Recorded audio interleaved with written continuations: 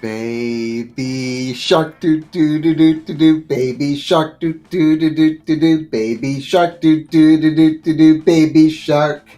Mommy shark do do do do do do. Mommy shark do do do do do do. Mommy shark do do do do do do. Mommy shark.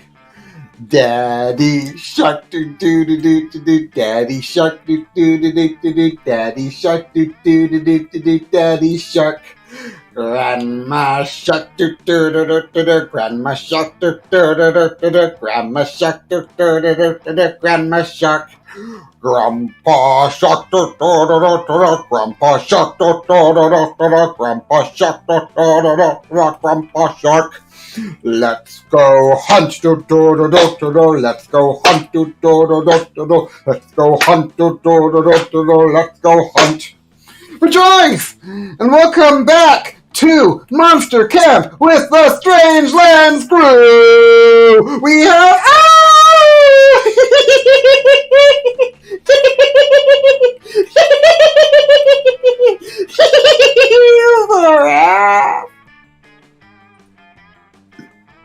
Hi. we have Meroka. Hi. Today, Monster Camp. It's gonna be so baller. It's gonna be like baller like a wow.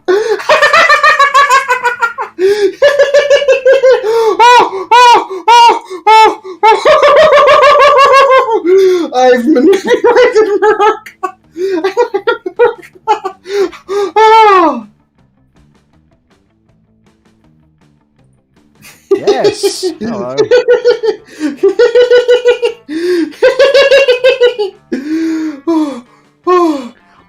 I honestly believe I could just go away and drink beer for the next 3 hours and come back and Tulkas would still be doing this. Yeah.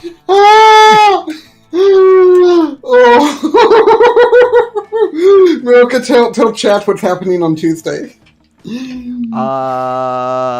I'm going to take advantage of my week off work to go hiking and probably get some video editing in. It'll be a good day. And then what are you doing on Wednesday?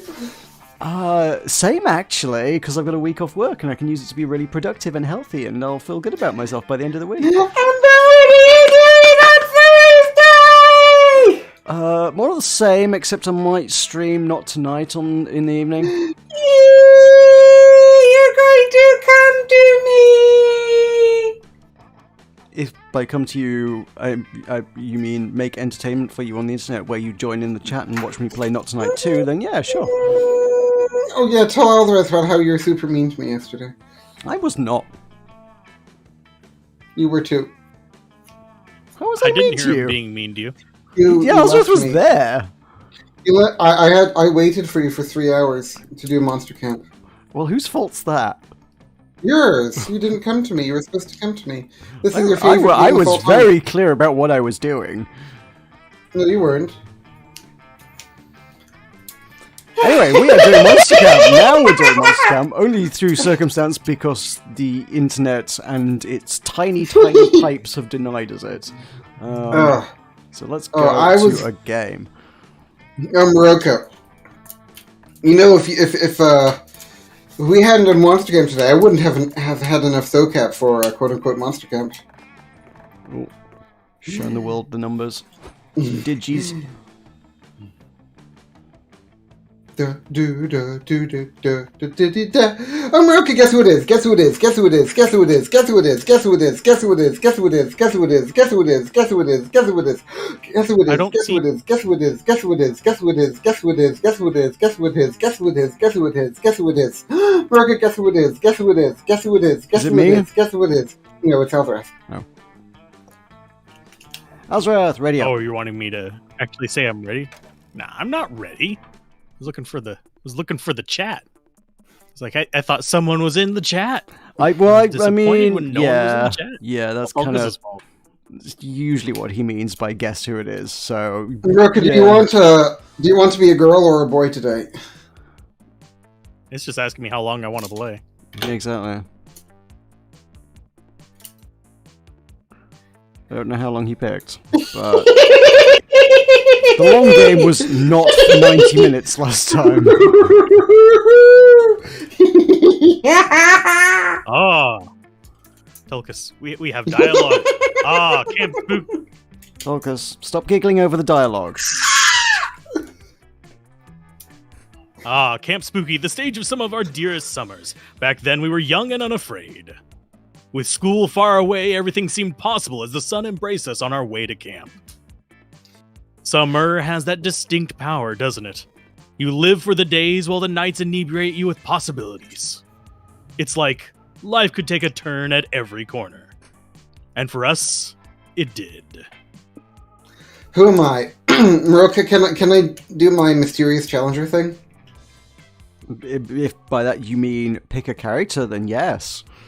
No, it's where I say, who am I? None of your business. Meroka, can I do it? Go for it. Who am I? None of your business. And then you want to know what his attack line is? No. Stop asking questions! Okay. So, which one is Texas going to be? We'll see. Which one? I bet the Meroka is a girl. Obviously. I would probably choose the yellow-shirted one for me. But I don't get to choose yet. It's Tulkas to choose it. It is your pick. Yeah. Oh, who am I? My name is... what should my name be? Meroka, what should my name be? Something you're not going to regret. How about, You always regret your names. Does he regret his names, or do we regret his names? Everybody gets to enjoy the regret. It's like how he picked Icefox 2K for his Temtem character and then was stuck with it for 120 hours.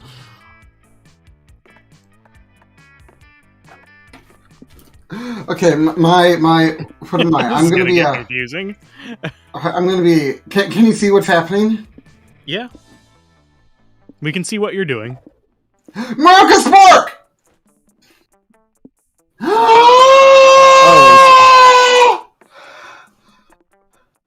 Parcel Master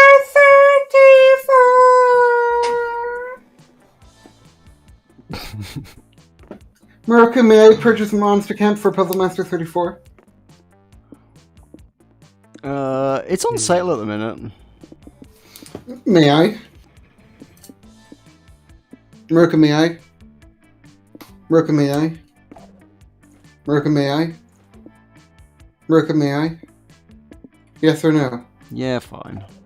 Giddy up! There. Okay, I need to find Puzzle Master on Steam. Do we know where he is on Steam, Meroka? I might know. Okay. I have a lot of people added on Steam, but I don't really keep track of them because, like, nobody uses the social features of Steam anymore. I think I can get only like 2 people I know actually even post things on Puzzle Steam. Master 34. No one uses it for anything other than downloading and playing the games and like using its networking for. Okay, I've sent a friend request to Puzzle Master 34. You need to accept the request and then I'll buy it for you. Okay, Puzzle Master 34. Yay. Okay, fine. Meroka, I have my scissors here. Don't stick them in your ear. Don't stick them yeah, in your No. Don't stick them in any orifice. Meroka, tell Alzorath about a New Year's negotiation. I don't know what the New Year's negotiation was. That I wouldn't put stuff in my ear in exchange Just for... put the scissors down generally before you hurt yourself. No, Put I'm the having sharp fun. object away. No, I'm having fun. What is my name? I like to just mentally imagine there are those like safety scissors with like the rounded tips and stuff, but I know I'm wrong. Your name is button-mass aquiliushead.net. Anti-disestablishmentarianism, the person. Meroka, tell Puzzle Master 34 what you're doing on Thursday! How's that though? Meroka, that's not like you. I'm so proud of you. Ooh, a wood carving machete. Sure. Meroka, I'm really proud of you. BFF bracelet kit. Sure. Meroka, I'm really proud of Your you. own philosopher's stone. I went full on like cultist hippie with mine. I was like, this seems like a thing I can do. And it fits, no regrets. Meroka, have you ever been as excited as I am at this very moment? EP. No. Finland's Olympic athletes dormitory in Beijing today. Tulkas. One might say that the Monster Prom had hardened us on the highs and lows of love. This is why the game takes us 4 hours. Because Tulkas is not altered into his... But no, in love, we're always absolute beginners. And summer camp was no different. I say one thing and now Tulkas wants buy me the game. No one talked about it, but the idea of a summer love loomed over our heads. Oh, I love you, Puzzle Master 34. You're my favorite Puzzle Master. I would like to marry you.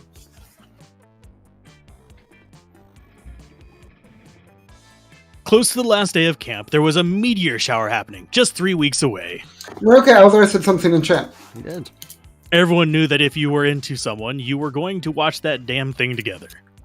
And so, a silent yet powerful pressure invaded us. It was the Monster Prom all over again. Everything seemed uncertain, everything but one thing. Whoever we were asking on a meteor shower date, it was probably going to be one of the 6 coolest people on that bus. Meroka, I'm gonna get so much SoCap out of this.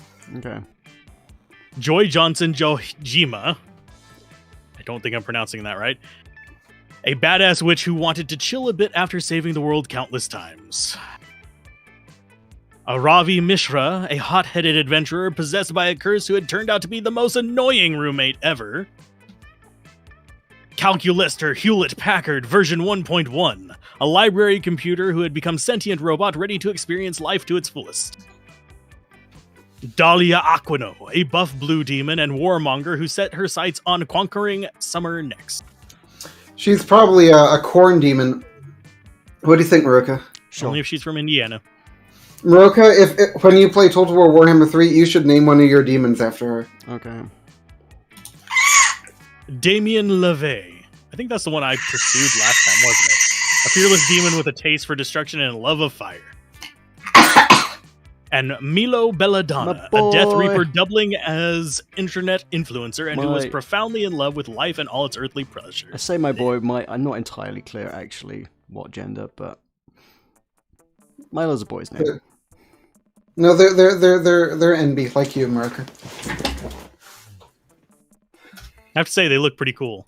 Milo is cool. I like Milo. It's either that or the computer for me. The bus trip was long, and all of a sudden, hey, you skipped ahead. I can't read that fast. Ah, boo. Boo, hiss. Tulkas. Do you know how many SoCap? I'm getting like 5 SoCap a minute here. Alzorath, what's your favorite hobby? I don't get to choose this. I'm not Alzorath. Oh, crap. I'm no regret. Oh! First time! It took me the first goddamn time. It tripped you know why Tulkas wasn't answering? Because it tripped him up as well.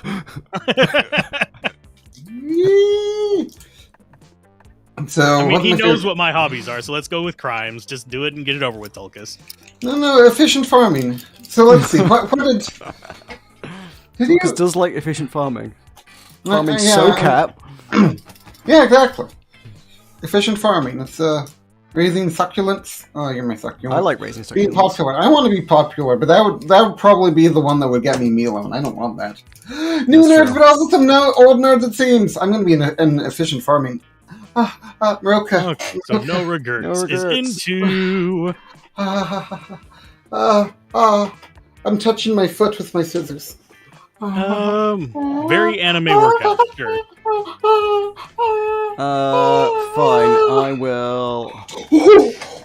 Some of them, like as you say, being popular is almost certainly Milo. You can kind of game it a bit, and I kind of. I did Milo last time, and I do want to date Milo, but also I don't want to do the same thing again. So I'm very torn here. Do whatever gives me the most SoCap. I will do whatever I feel like, and your SoCap is irrelevant. I'm gonna save the Points world. are made Why up, not? they don't matter. Yeah. Who's going to be Texas? This is not Texas. This is you. You are my name, remember? This is your person who's talking to you. Oh, man, scissors are like the best toy. Put the scissors down. I'm already narrator, so I'm going to probably be talking a lot to begin with. Can you hear my scissors, Meroka? Yes, put them down. I have scissors. Oh, ow. I just stabbed myself. Ow. Put them down. You need safety scissors. Are you going to do the lines? Am I supposed to? Or was your date? Who's your date? Okay, as a full-time warrior, an evil monster slayer, I don't have time to farm inefficiently, and any time wasted is time an enemy spends looting my gold and laughing in my face. Hardcore. Me, I'll farm inefficiently all day long. Who needs farming when you can get bagels for $5 at Alzorath anyway? Don't mind Hex, they don't understand people like us. Meroka, Hex is like you. What? Being annoying and eating bagels. Yep, that's what I do. I like bagels too. I'm sorry. At least I'll have you to Place here called Bagel Brothers. That's really good. I'm gonna try to talk through my scissors. Hello. Yeah, I love anime workouts. No regrets. You just became my best friend. Wait, is that even an anime workout? You picked that option, sure, but I'm willing to bet you're not even 100% certain what it meant. What's an anime workout, you say? It's a workout that's totally anime, like bench pressing a tree or doing magical girl transformation. Magical girl transformation seriously work out your abs and glutes. We should get some magical reps this summer, no regrets. Oh, okay. I thought I was going to get, like, the Demon Slayer. Okay. Oh, you're dabbling in world saving, Savo? Nice! I pretty much made my full-time job. If you ever want to take your heroism beyond a hobby, you should call me. I'll give you some great pointers on how to stop an apocalypse in its tracks and still have time for a social life. Maybe we could hang out a bit this summer in between saving countless lives. What do you say? We only had 3 weeks left to woo our crushes and conquer their hearts. Tulkas. Meroka, tell Alzorath about how Tuco and Nuti have come. Tulkas, click the button. But Tuco and Nuti have come. Press the button. There are cats. Alzorath, there are cats. Tulkas, I click think the button. Meroka should have been in charge of button pressing. Absolutely. But as I already said, we were young mashing. and unafraid, and we were ready to start. Button mashing. 20 minutes into things, we're ready to start the 4-hour game. Yeah. One of these days we should do the Fatagan as well, the Cthulhu one. The Cthulhu one? Yeah, there's a game like this that's oh, yes, I kind of did like see Cthulhu that based. one. Yeah. It's pretty good. I enjoyed it.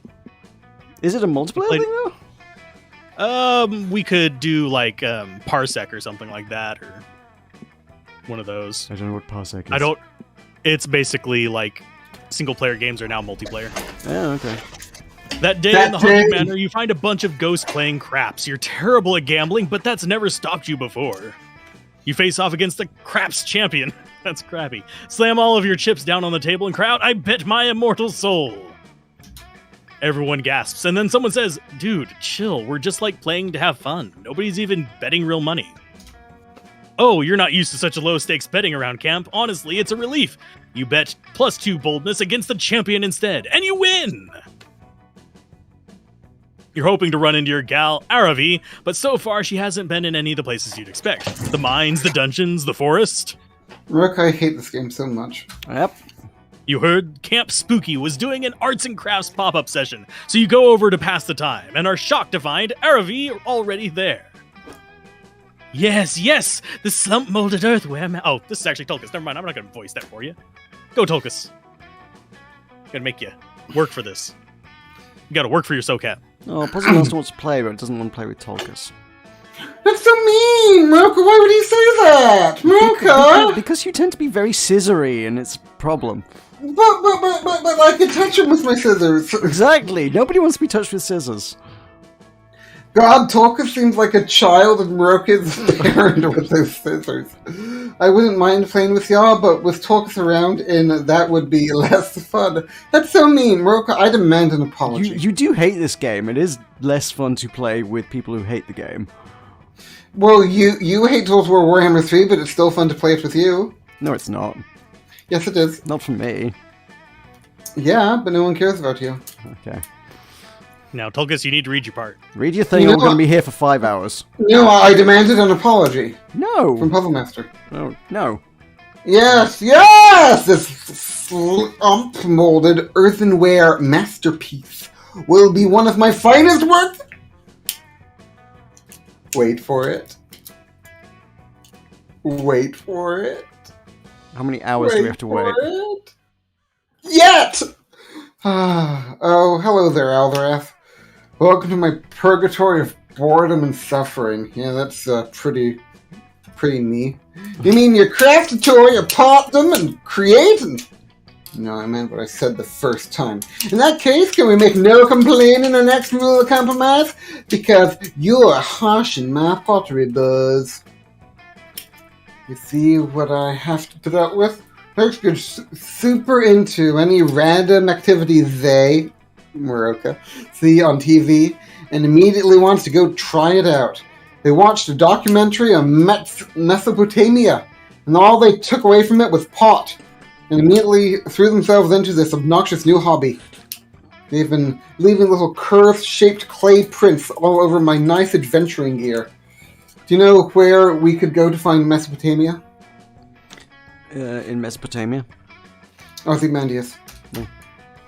Which you've been wearing because I graciously agreed to accompany you on quests just like you and graciously indulge in my hobbies too. See? That's how this give and take works. Well, I want to give you a punch in the face and take all this clay from you, well, we can do something less boring. You think watching paint dry is boring? Try watching clay dry. At least a painting is a picture of something. Why can't you just let yourself enjoy my newfound love of pottery? Pots are beautiful!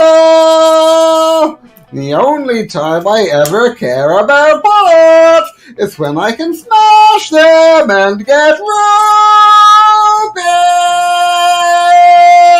Hey, Link. That may be the only circumstance in which Aravi cares about pots, but one circumstance is better than no circumstance, and you know just how to use it. Oh, you fool. So, everything comes down to this moment, Meroka. Meroka, Brit it up. Your Meroka, choice. No. Drop me a beat. Drop me a beat. No. You got a beat. You got a cool guitar twang in the background giving you a beat. Infinite money.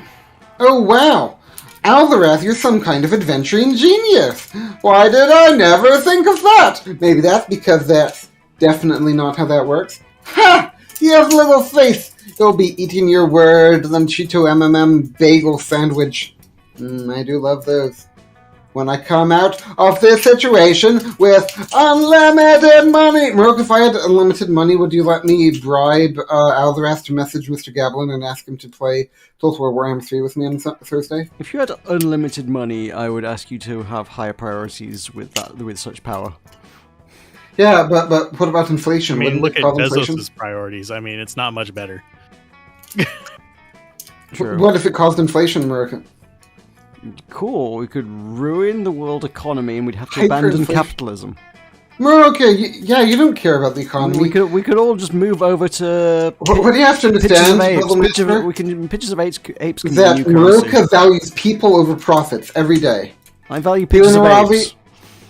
You and Aravi sit and begin making a pot together, ghost style, at the pottery wheel. It's super romantic. I feel like she might be getting her hopes up a bit much. Yeah. Cheeto M&M bagel. I feel like this is. I think you picked the option that sounds good, but is definitely going to backfire. Meroka, do you think you're better than me? This game is frequently very predictable in goading you into picking the options. Like, yeah, that sounds cool, and it's always the bad option, and the thing that sounds lame is usually actually quite good. Yeah, that's why I hate this game. It's no fun. Yeah. There's no gameplay. There's no skill. It's just But it's random not things always happening good. Well, randomly. yeah, but it's just a fun time, and that's what games not a are. fun- Games Total aren't about War winning and 3 is a fun losing. time. It's a campfire story. It's Yeah, fun. That's what it is. Yeah. Your mom's a campfire story. No. I'm going to dive into an entire chamber full of rupees and swim through them.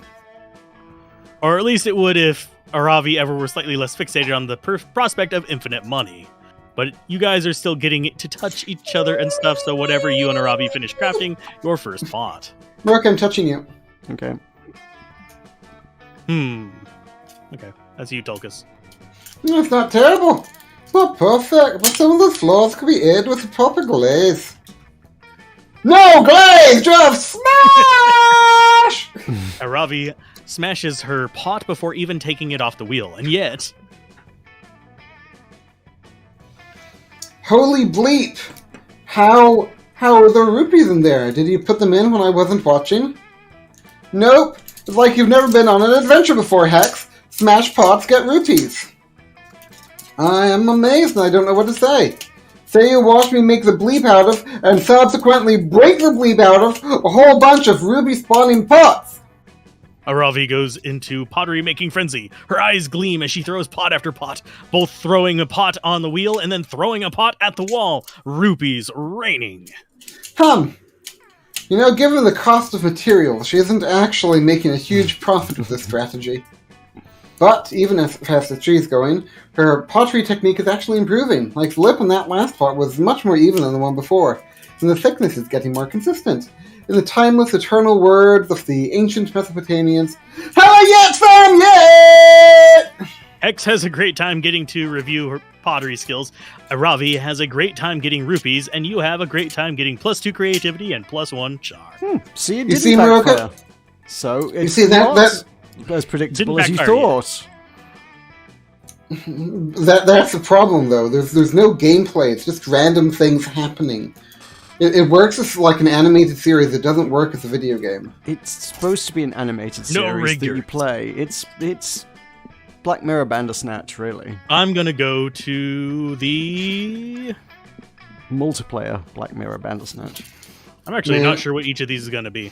I wish I there think was I'm a gonna better go way. to the woods and do some occult crap.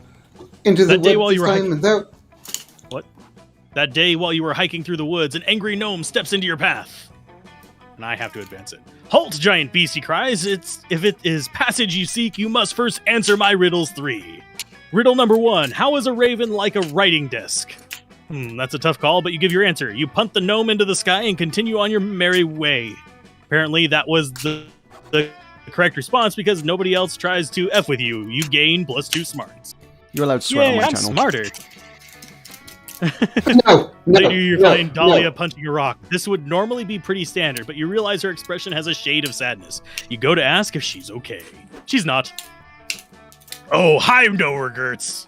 You must be wondering why I, Dahlia Aquino, am not in my usual cheerful disposition.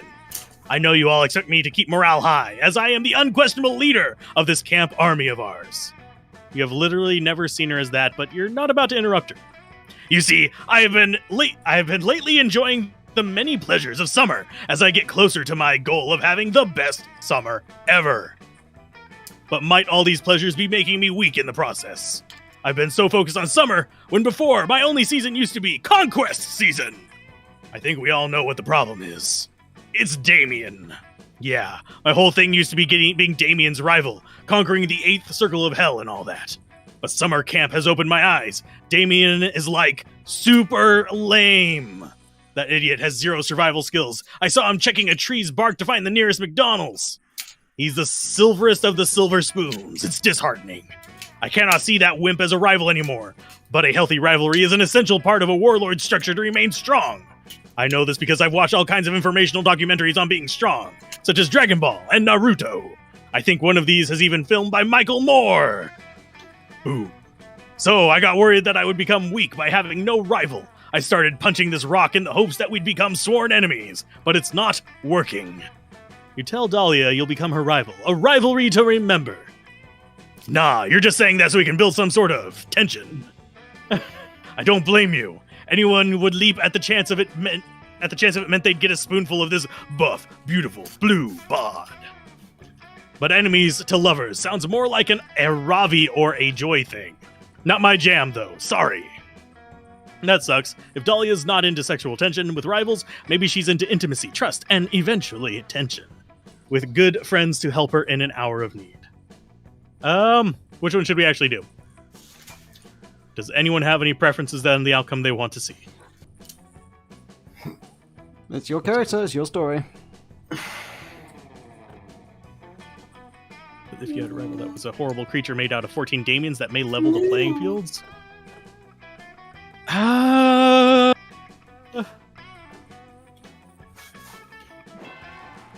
Okay, I'm intrigued.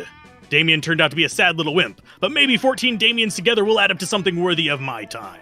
The math checks out. Does it, though? Anyway, you roll up your sleeves and recite black magic spell you may or may not have created on a rainy Saturday months ago during your being obsessed with Damien phase.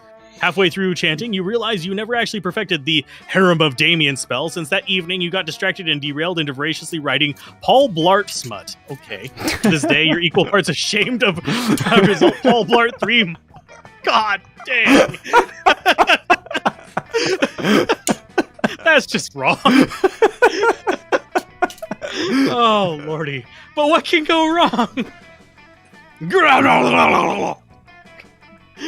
Whoa, he's a horrible mess. But I guess Damien is too, so it tracks. Hey, Dahlia, no regrets. Do either of you have any sunscreen? What's up, noodles?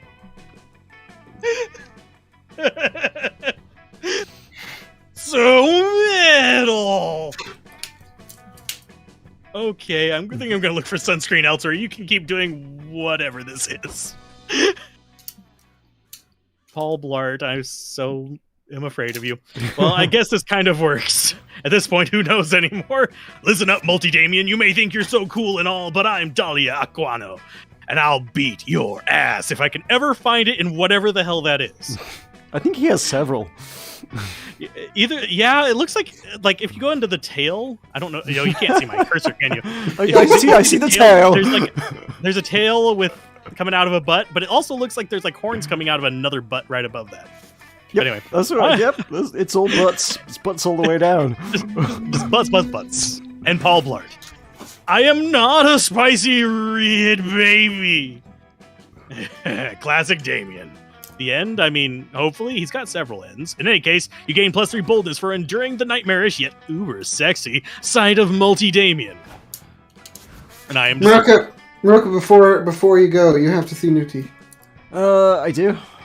Is there a Newty? Yes, you have to see Newty. Where's Newty? There is a Newty. You have to see Newty. This is important. Okay.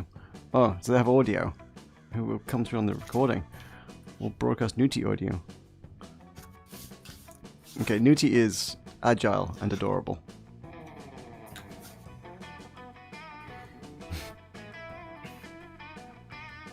Newty. Newty does like a backflip, damn near. Newty! Okay, that is an adorable kitty cat. The cat has been seen. We may now play the game. It's Newty. Meroka, it's Newty. Did you see Newty? Yes, I saw a Newty. Where do I want to go? I can't remember which areas do which stats, which is probably for the best because it just stops me spoiling it. Yeah, I'm just guessing by like the weird occult stuff that I have. Just going with it. So you can't just sit by the RV and chill? No, it's not a location, no. Oh.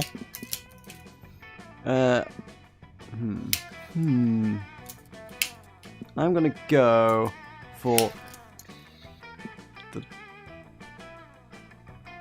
I don't know what stat I need for, like, impressing Joy. I was gonna say, I take it that we don't, want to be just focusing one thing so that nobody else can experience an area. I mean, if you want to deny people that, that's a game mechanic. If you really want to be so petty as to deny people stats by stealing their location, but also we do get to randomize the turn order occasionally. Okay. Yeah, I'm going to the lake. I don't know. While looking around the lake for a private place to take a pee, you find a treasure map buried in the sand. It leads to an X in the center of the lake. You gather a crew of trusted friends, don your eye patch, and sail out there. This is just for you, and sail out there to find the booty. This is all you. Oh, lordy. When you arrive, you find a tiny island with a single palm tree. You dig up a box that says open in case of a very boring day. You open the box and find +2 fun. I don't think I needed that. I suspect in order to join the world-saving witchy harem coven, whatever the heck it is, probably smarts and boldness. But I'll take pirates.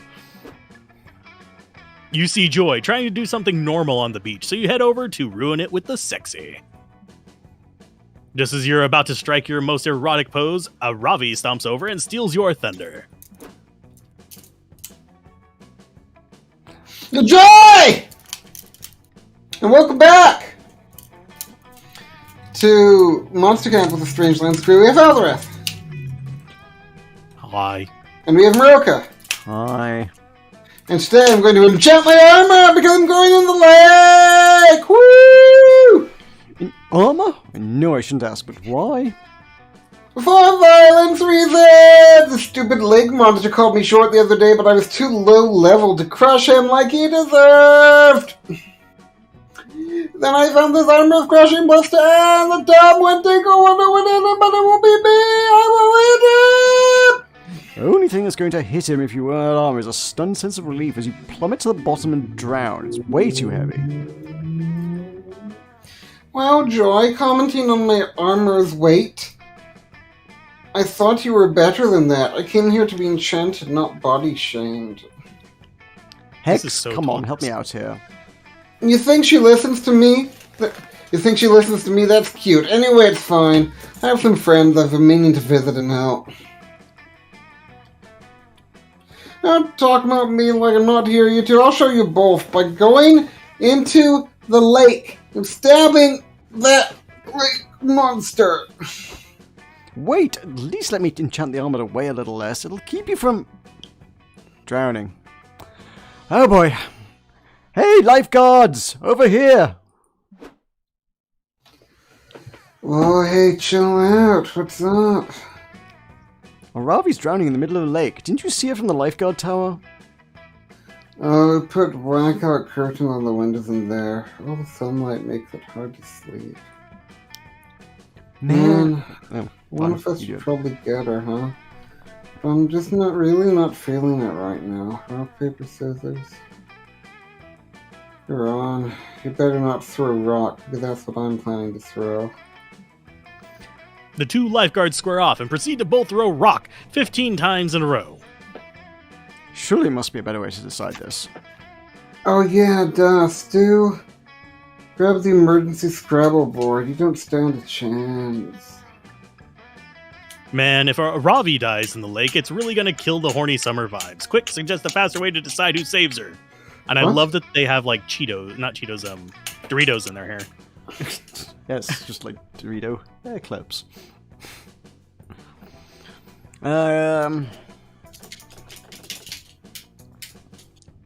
Loser has to save a Ravi.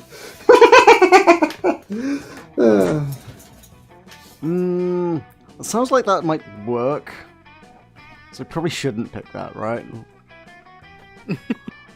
Oh, is the game trying to bluff me here? Is it trolling you, or is it?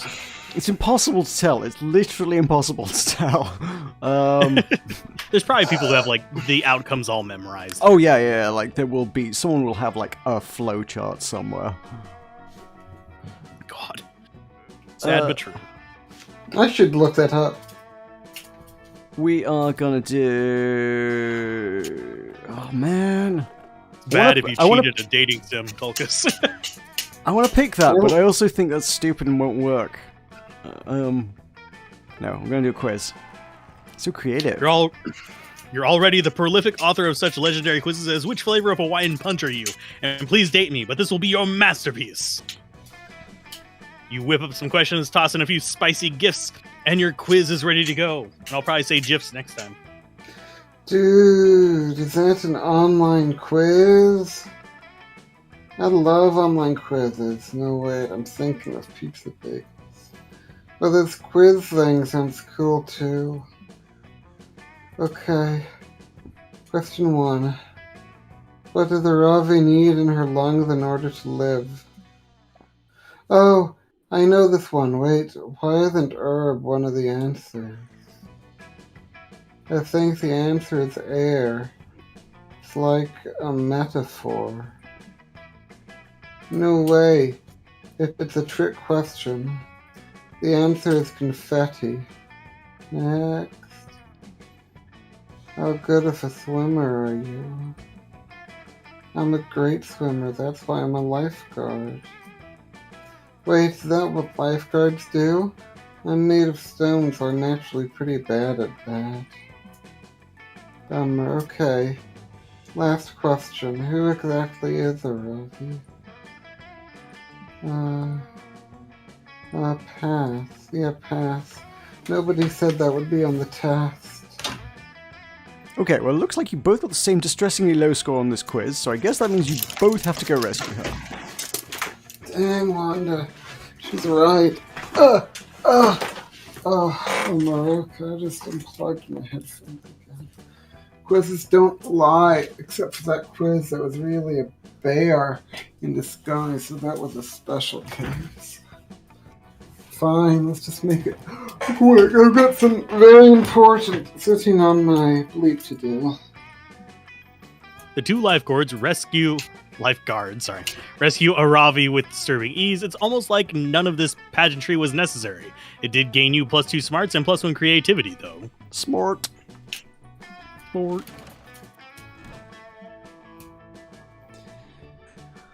Everybody choose an animal. Say your choice out loud to the other players before clicking. Newty. Newty. Pigeon. Panda. Player order is decided based on how effed up you would be if you were to raised by a group of said animals. Start debating now. Newty is a child himself, so we could grow up together. Pigeon. I mean, yeah, you'd learn to just wander around and poop on things. Yeah, exactly. Yeah. What about me? What about Newty? Okay, so between about the newt? Between kittens and pandas. No, Newty, not a kitten. He's our Newty. Let's see. Pandas, you'd be Specifically, a lazy. group of newties. I was gonna say The pandas newties. would be lazier than cats. Meroka, it's the Newteat. I Because don't know how good pandas are at raising. considering Kids, they're 'cause almost they- dying out, that Yeah. might very well. I don't think they're great at it, if we're honest. Yeah. I don't know how much that would mess you up. When you require human intervention to save your species, something might be wrong with your child rearing. Or humans are killing you. One or the other. I think pandas. The Newteat. My Newteat, my. Ooh, it's evening. No regrets. You know what? I'm gonna skip it if I can. That day you go searching the woods for edible wildflowers to make delicious wildflower soup. Zoop. You heard that some well-known flowers like lilies and tulips are actually poisonous. You decide to find out which flowers are bad by eating them all. A few hours later, you vomited up all the contents of your stomach and have a comprehensive list of which flowers are not to put in the soup next time. Nice, you gain +2 smarts. Wildflower soup forever. You link up with Dahlia to help her with her ongoing quest to judo throw every tree in the entire forest. It's mostly an excuse to hang out with Dahlia and feed her orange slices while she gets all sweaty wrestling trees. All right, I think we're making progress. We've been out here for 3 hours. I've thrown... How many trees have I thrown? 0 trees, you tell her. What? What about that 2-legged tree with the hat that kept telling me to stop trying to throw the trees? Sorry, I need a drink after saying that voice. That was a park ranger, you tell her. And you make sure that's not that kind of a... and you're sure that's not a kind of a tree. Its bark was the right color. Those were clothes. All right, we'll count it as half a tree. Sure. All right, who's next? How about the strapping young tree with Scott's face? Okay, you wily tree, this is what you get for impersonating my friend Scott. Yeah! It's Scott, Meroka! It's Scott! Scott. Oof. Excellent. None of the other trees have made that sound so far. I must be getting stronger. No, Dahlia, I'm not a tree. It's me, your friend Scott. Scott, it's really you. I don't recognize you inside that perfect tree disguise. Thanks, but I don't think it's actually that perfect. Scott I've been practicing. Schwarzenegger? I guess. I don't know. It just the first thing that came to mind. I've been practicing being a tree in the woods so I can be an even better tree when I was in a high school play. But the other trees don't accept me. They won't even catch my frisbee when I throw it at them. It's like they're ignoring me. Ignoring you? Unacceptable. We've got to make you into the coolest and most tree-like tree in this entire forest. Then they'll accept you and your frisbees. Isn't that right, no regrets? Seems just a wee bit futile, but Dahlia is so cute when she's engaged with an impossible task. If you come up with a good enough idea, maybe it'll improve your chances. I am debating which one of these is going to end worse, not which one is going to end well. He's got to act like a tree by bearing fruit. Bear fruit? You mean like out of... Oh, sorry, it's wrong voice. Bear fruit? You mean like out of my butt? Is that what you mean? You mean he should bear fruit out of his butt? That's insane. No, you tell him. Trees don't bear fruit out of their butts, do they? No, they don't. Trees don't even have butts. How could I have been so blind? You know so much about trees, no regrets. Damn right you do. That's why you can say with confidence that trees bear fruit from behind their ears. No regrets. You just reached behind Scott's ear and produced a delicious Fuji apple. What sorcery is this? It's not sorcery, you say. It's just science. Scott's a tree, so when you reach behind his ear, you get apples. But that's not right. I'm a pear tree. He got partridge in a pear tree. That should have been a pear. Something wrong with me. Dahlia, I'm going to be okay. I'm not gonna lie, Scott. This could be very serious. We've got to get you to a tree doctor immediately. You follow the two of them to the tree emergency room where the doctor on call, Dr. Treeberg, the Ent physician, brings Scott in for examination. What's the diagnosis, Doc? Do I have apple cancer? The diagnosis, according to Dr. Treeberg, is that Scott's costume is a piss-poor imitation of a real tree, which makes a mockery of a red oak culture. But what about the apples? What about the apples? Dahlia and Scott spend so much time arguing with the doctor that they have absolutely no time to hang out with you. But who do you think gets stuck with the medical bill? Because it's a magical forest hospital, they don't take payment in money. Instead, you have to... Oh, ouch. Yeah, dumb one was the bad one. Ooh, me. Haunted house. It's Brit time. While wandering the haunted manor, you're ambushed by a group of evil spirits. You put up a good fight, but there's just too many of them, and they run away with your immortal soul. Luckily, you always knew this day would come and replace your immortal soul with a Beanie Baby years ago. Good foresight on your part. You gain +2 boldness. You're taking a walk, which is your go-to excuse to get some good farts out. When you see Joy and Scott, looks like they're wandering around the cameras and taking pics. Scott, I'm trying to get a good shot of the extremely dead possum over here, but I can't get the focus quite right. Any ideas? Coach always says that I cannot do that voice consistently. Coach always says you got to stay focused the whole game, even if you think there might be a bone buried under the field. Does that help? You've gotten a sufficient amount of farts out for the time being, so you wander over and ask what these two hotties are up to.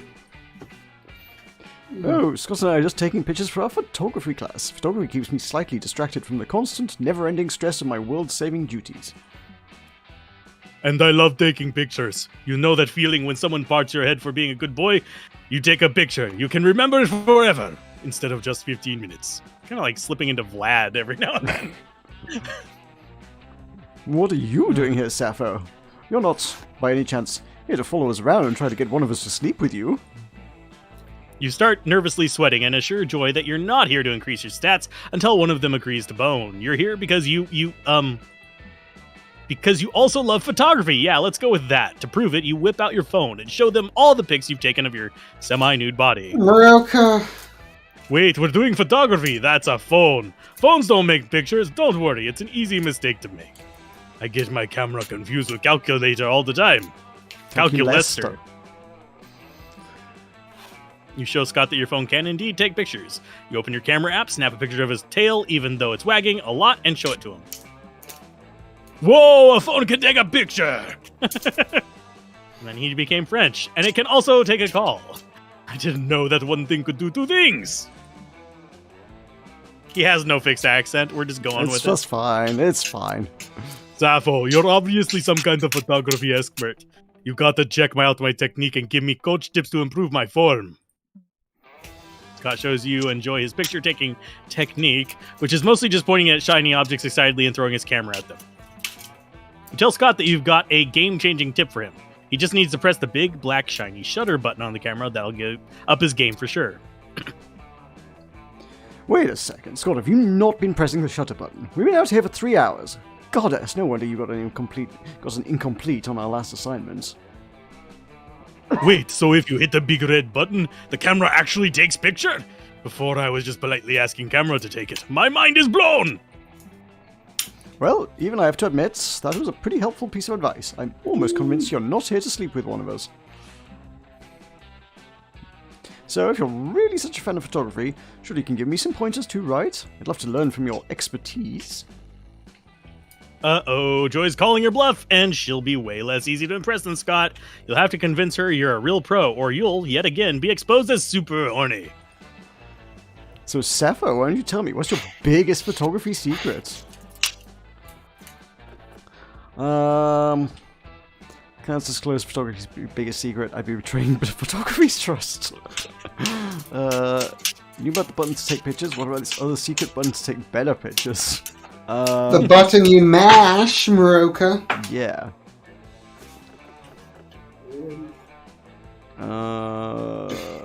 Secret button. Oh, very funny. Obviously there's no secret button on every camera. You're clearly just saying dumb nonsense to try and impress us. You insist that there is a secret button on the camera just for taking better pictures. To find the secret button, you've got to gently tickle the camera's prostate and... Whoa, I found the secret button! Oh my goddess, are you serious? Wait, do cameras have prostates? You compliment Scott on his tickling technique. Joy's camera is a little shy, but after very mature discussion about boundaries, it opens up and reveals its secret button. That was fun, and kind of made me feel some strange new feelings. Hell yeah, let's do secret button photography. Woo, let's not. Woo! You, Scott, and Joy all take tons of pictures using the secret button on the camera. Due to the button's technological advances, they all come out awesome. Joy takes a picture of a tree, and the secret button infuses the photo with the smell of the tree itself. It's so metaphorical. Scott snaps a picture while pointing his camera directly at the sun, but it ends up looking like a professional nature landscape photo, big default computer background energy. Finally, you take a picture with Joy. The secret button really makes it look like you two have hot sexual chemistry, like two tadpoles mating under the gaze of a horny biologist. Button-mash.net. Wow, these photos are so evocative, don't you think? They're gorgeous. Yeah, that's the first photo I've ever taken that's been in focus and not a picture of my thumb. Professor Lensbottom is going to be so proud of us! Thank you for all your help, Sappho, and thanks for your help, Secret Button! He's right, you were really helpful, thanks. I'm sorry I was so quick to dismiss you at first. I can't believe it, you were actually right. I'm not used to you being so competent. Oh, hell yeah, the 10 years you spent studying in that secret photography dojo really paid off. You gained 2 new Flickr followers, along with 2 smarts and 1 fun. Oh yeah. Look, I'm proud of you. Thanks. So smart. Now it's time for Alzorath! It is time for Alzorath. It's time for you, which you mean Tulkas. Oh, wait, me? Oh, right. You did it again. You spectacularly. We need a He's counter trolling on screen himself for at this like point. yeah, just see how many times Tulkas fools himself. That day, all the scouts made braid chain as a team-building exercise. You learn all sorts of new ways to braid hair. But the person braiding your hair accidentally ties an infinity knot into your head. There's no way to untie it. You can see into infinity. But right before the coach gives you the worst haircut of your life, you see how all of your friends will die. It's useful in helping you eliminate David Davidson, the doomed deer person, from your romantic prospects. You also watch every Marvel movie that will ever be released. You gain +2 creativity from witnessing the many plot twists. BRB, if Joy comes up, somebody else voice up. Okay. Meroka, where do you think they're going? The counselors had the poor judgment to leave you alone with Damien, Milo, Aravi, Hex, and a whole bunch of macaroni. Tulkas. That's interesting. Proceed forward, Tulkas. But Meroka's gone. He said he'd be back. They said They are be probably back? just using the bathroom. Milo's using the macaroni for its intended purpose, painting a selfie, while Hex is eating it raw. I agree with the Hex on this one. Damien is trying to kill it, and Aravi is looking at its stats online. That's you, Tulkas. Macaroni? That won't help you at all in a bear attack! What the What bleep? the fuck? Bleep. It's you again. That's right, campers! It is I, your delightful and overbearing tiger coach! Here to teach you yet another lesson about bear avoidance. Remember, there's no bee in bear, except when there is. That's the kind of thing I, coach, say all the time. I, coach, that's what it's all. That's the name's me. Ha! I fooled you. It was me, Counselor Flodge, this whole time. Whoa, really? Even when you said it's I, your delightful and overbearing tiger coach. Especially then! I am never more myself than when I'm in disguise. Your camouflage skills are out of this world, Counselor Flodge. I have so much to learn from you about the... When it comes to self-reality, you have a lot to learn from a basket of hand grenades! Meroka, guess who it is? Guess who it is? Guess who it is? You. Basket Basket of hand grenades? Where? I'm going to gift exchange later, and I want to bring something that represents my personality. You kids are getting a little far from the point. Probably because I camouflaged it so effectively. And what exactly is the point then? The point is that everything... Ow. That everything Coach has told you about bears is Lord of Horse. What? Hey, Milo's here. Moi, Milo, moi. What? Is that everything?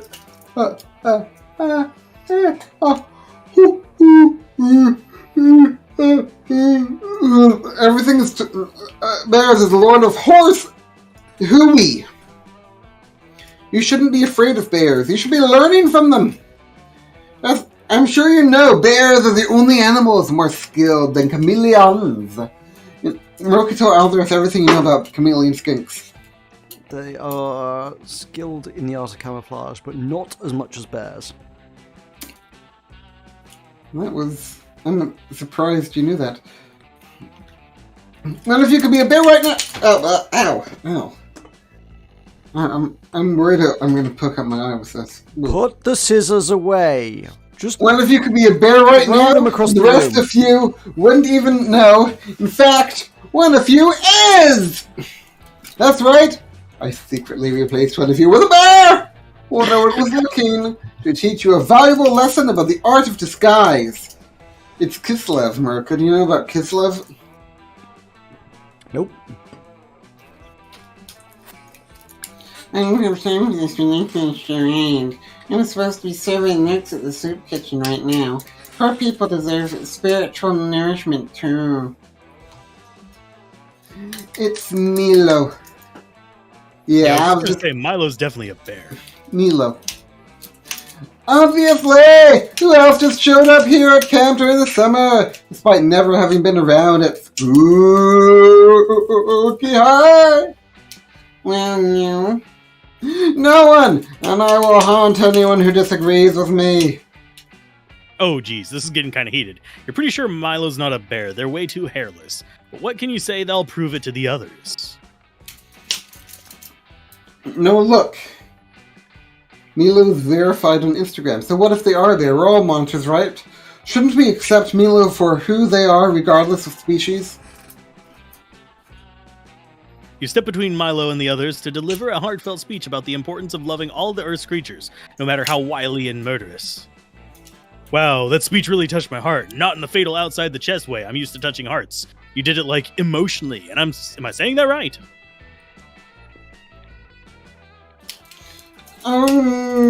Niels, I've killed so many monsters just for being monsters. This is making me question my entire moral foundation. I need more therapy. Are you gonna eat the feelings that are thee? I could eat them for you, just saying. Alzorath, Gambit, I am both moved and impressed by your speech. I too believe that it is important to judge someone not on whether or not they're a bear, but on the content of their character. In fact, you may be surprised to know that I'm not really Counselor Flodge, your lovable disguise instructor. I'm actually a bear! Counselor Flodge was a secret bear this whole time. Nice work. Your inclusive rhetoric lured this bear out of hiding, and now we can stab him with these pointed sticks I made. Damien and Aravi chase the poor bewildered bear into the woods with their sticks. Afterwards, you all head back to camp for Sloppy Joe. You know, not normally one for self-reflection, and hosting a partial speech before showing him. No way, Milo. Bears will do anything to get the upper hand, and no tool is off the limits in the war against them. I had a friend, a notorious bear hunter named Darius Weapon, who got so tired of the constant psychological strain that he decided to quit the business. He actually got a job as a financial analyst. Can you imagine going from a life of adventure to a white-collar desk job? That's where his head was at. He even started up a romance with the claims adjuster at the same company. Had to file paperwork and everything to make sure their relationship was workplace appropriate. They got married, had a couple of kids, and they're living together to this day in a beautiful little cabin he built himself on Meroka. Or they would be if his beautiful wife hadn't turned out to be a secret bear who ate him and their children after 13 years of marriage. That's right, that bear embedded itself in a Wall Street insurance company in the claims department, just in case an ex-bear hunter ever retired and decided to work there. Well, I guess I've a lot to learn about being a vengeful piece of shit. Did anyone see where that bear went? I moved formally censure Alzorath for saying a bad word. Meroka? Nope. Alzorath? Piss. Then the motion fails. I think the main motion for Damien is the one inside of your heart. Nobody knows what that means, but they're all really pleased with you for catching the crafty bear. You gain +2 smarts and +1 charm. I am the only one that failed today. I'm sad. Hey, choose a color. Purple. Teal. Purple. You both said the two best colors. Yellow.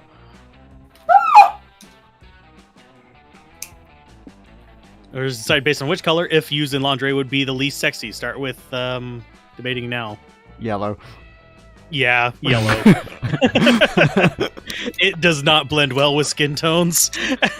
She wore an itsy bitsy teeny yellow polka dot No, it's bikini. Tulkas that controls it. What about the yellow polka dot bikini? That's not lingerie. That's a It was bikini. itsy bitsy teeny weeny though. It's still a bikini. It's not lingerie. And it was polka dot. Was it yellow so- with polka dots, or were the polka dots themselves yellow? I'm guessing the polka dots themselves were yellow. I'm Rocky, base guess what colour's time not it is, guess yellow. what time it is, guess what time it is, guess what time it is, guess what time it is, guess what time it is. Is Rocky, it guess what Sappho time time? it is, guess what time. It is time to do the thing that no one ever does in the world where the people live. What, talk to Mothman? Or You hang out with my bear. Oh, but I would also deny Alzorath the chance to hang out. Dun dun dun. You would. I probably would. Tulkas, it says Moi down here in the bottom corner. Moi. What? In the bottom corner. It says Moi. Moi! Down on the Moi! Me tat tat! Me tat tat!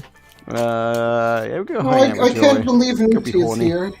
You walk over to where Joy is relaxing with her book by the firelight, ready to ruin her privacy, but before you can sit down, Dahlia appears with a laptop. Joy, thank goodness you're not busy. I have something important to discuss with you. Oh yeah, sure. I'm not busy at all with this book I've been trying to finish since I got here, and I'm only on page 15 because people keep interrupting. Yeah, great. Okay, I need you to be serious and stick with me for a moment. This is very important. Dahlia opens up the laptop to a PowerPoint presentation. It's got a rainbow gradient background with lots of text transitions entitled Improving the Coven by Dahlia Aquino. You see, Joy, it is my duty as a Coven member You're not a Coven member.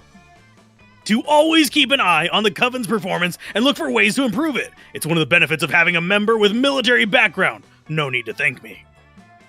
Don't worry, I won't. Now let's start with efficiency. I've analyzed lots of the Coven's previous adventures, and they've always relied on a magic spell or artifact for saving the day at the last second. Well, yeah, of course. That's how you build suspense, otherwise there's no dynamism to how the plot unfolds. True, but it's a waste of resources. I propose that we make one super spell artifact that we can use in all situations. I've suggested a magic bazooka. I'm not doing that. Next up, the dress code. You, Faith, and Hope got the black and purple scheme down, but your outfits are also different. Therefore, I propose we put out a standard issue Coven uniform, preferably something camo that will show off my rippling abs. Uniform? No way. Haven't you ever heard of expressing individuality? What? Soldiers don't need to express individuality, Joy. They just need to take orders and look hot doing so. Joy is rolling her eyes so hard that you're worried she's going to have a stroke. Maybe you could suggest a Coven improvement to end the argument. Coven's power is based on the triple goddess. They always need to have 3 members, not 4. Coven needs to be 80% more anime. I mean, Depends which one you want. I feel like that would placate Dahlia, because Dahlia does like anime. But also, I get yeah, this will be an opportunity to change romance interest to Dahlia, isn't it? I think. Yeah. Yeah, that's why we're like pandering to her. Yeah, no, they only need 3 members. I'm not bothered about upsetting Dahlia. Yes, that's an excellent point, Sappho, and it's something I've been saying for a very long time. Like, such a long effing time, honestly. Oh, right, yeah, I totally understand. Rules are rules. So, who's gonna break the news to Hope? To Hope? We're kicking Hope out the Coven. Nay, the world can't lose Hope. So every time Hope dies, we have to do this huge thing to bring her back, because Hope is the last... I accidentally clicked that and skipped it. But Hope's important. I see. Well, it can't be you, Joy, because you're the cool, badass leader. Guilty as charged. And we can't lose Faith either. She's our level-headed voice of reason. She's too good at making coffee for the team to give up. Yeah, that's true. Faith does make a mean cup of joe. Wait, so what do we do? If we can't lose Joy, Hope, or Faith, then who do we need to kick out? Well? I don't know yet. Maybe since you have that whole military background thing, you can decide who's the least optimal and report back to me? Okay, good idea. Thank you for entrusting this difficult task to me, Joy. I promise, I won't let you down. What? Don't look at me like that. I just couldn't say it to her face. She looked so sincere and stuff. I'm sure she'll figure it out eventually. In any case, thank you for helping me get rid of her, Sappho. You're a really great ally to the Coven. Hell yeah, you are. Maybe Faith makes the best coffee, but you definitely make the best friend. Aww. And then me. No regrets. Where's my mouse? There's my mouse. My mouse was like on my left screen, and that's like a foot and a half above my head. I'll go for computer. Your left screen is above your head? Yeah, it's my tablet. I moved it to the left of me. It's on my standing desk. It's dark, so dark. The darkness surrounds you. You are lost in the darkness. Suddenly, you remember your eyes are closed. That's why it's dark. God dang it. You open them and see Aravi and Calculus are hanging out by the campfire nearby. No regrets. I'm pleased to see... Oh, I should probably do robot voice, I guess. No regrets. I'm pleased to see you. We were just brainstorming some ideas for up-and-coming business venture, a food truck. Tulkas? Yep! Between the 3 of us, we have all the skills required for a food truck. Snack food enthusiasm, ruthless ambition, and the ability to Google recipes. I'm the one bringing the snack food enthusiasm. I've eaten 12 1,422. It's the same forwards and backwards. Whoa, holy mother forking Whoa. church balls. That's called a palindrome. Meroka tell Alzorath about palindromes. It's the same forward as backwards. Different flavors of Pringles in the last week alone.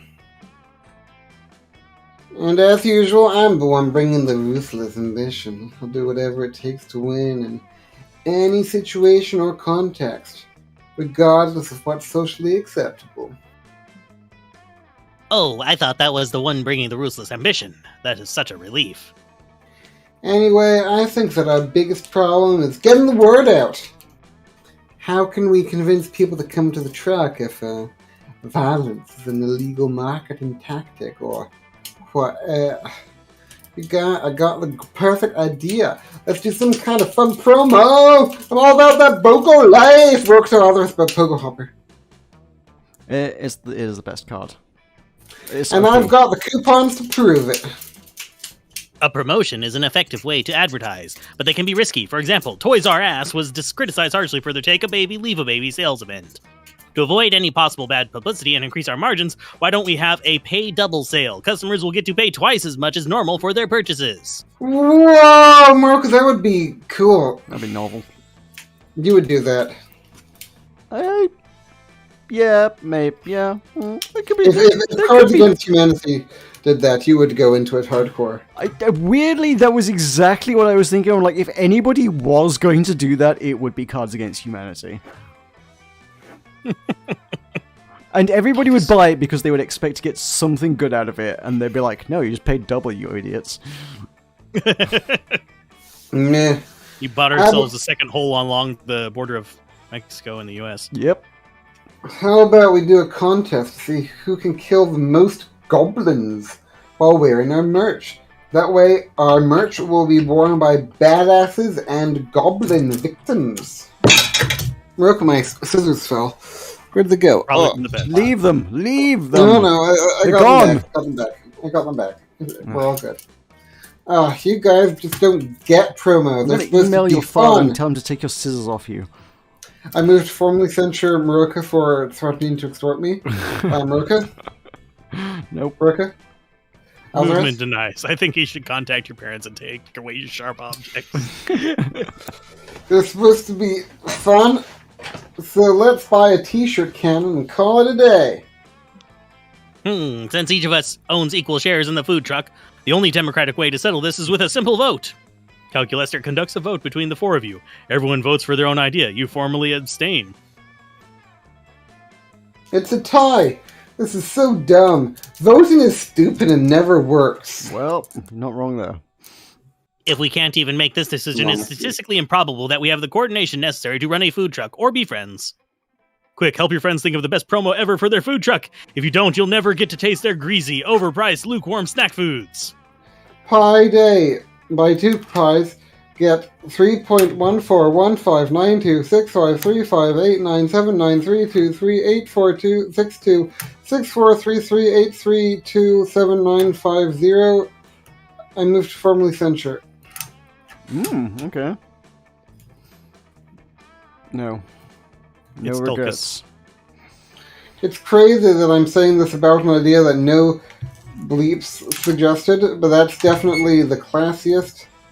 Alzorath, why did you pick this? Because I wanted to. Seemed like a smart decision. I see, so it was an act of spite. I got heart for the robot, I think. Yep. I completely agree. Pi Day is an incredible promotion idea. I love the This is number actually pi. what I didn't care. Oh, In fact, okay. I love all numbers. They're like little plants in a mathematical garden. Also, organic life forms tend to be quite confused by numbers, in the same way that customers can't process that 99 cents is functionally the same price as $1. They will fail to see that 3.1415926535897932 38462643383279502884197 pies is barely more than 3 pies. Now it's Tulkas. Fun fact, the Indiana State Legislature actually tried to round pi up to 3.2. I remember you telling me that. does not surprise me. That's fine. It works close enough. Let me find my Indiana pie. It's your line. It's your line. No, I'm looking. Line. I'm looking it up. He's googling the things. Yeah, the Okay, Indiana. that's totally baller. The Indiana Pie Bill is a popular name for Bill number 264 of the 1897 sitting of the Indiana General Assembly, one of the most notorious attempts to establish mathematical truth by legislative fiat. Interesting. Still don't see why they would do that, but that's okay. It's got a Despite diagram its- of how it works and everything. It's fine. It's clearly fine. Despite its name, the main result claimed by the bill is the method to square the circle, though it does imply various incorrect values of the mathematical constant pi, the ratio of the circumference of a circle to its diameter. The bill, written by a physician who was an amateur mathematician, never became law due to the intervention of Professor C.A. Waldo of Purdue University, who happened to be president of the legislature on the day it went up for a vote. There was some police brutality at Purdue University yesterday. Mm-hmm. Well, that's what police do. Yeah, Or a scale of a 1 to 10. brutality. Except whenever it's truckers blocking off an entire city. Yep. Anyway, Tulkas, your line. Speaking of 3.2 pies. I'm getting exhausted just hearing all these numbers said out loud. No, we cannot do that. We cannot lie to our customers. If we do that, we are no better than Toys R Us, or Lehman Brothers, or Gwyneth Paltrow. We need to ensure that our slices are cut to exactly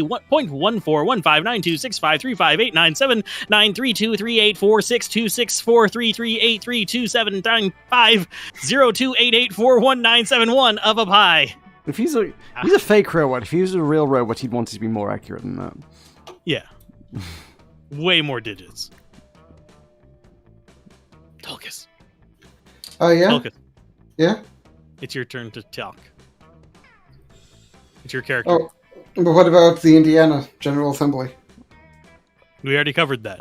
Will you explain this? Yeah. I nominate No Regertz to be our official pie cutter.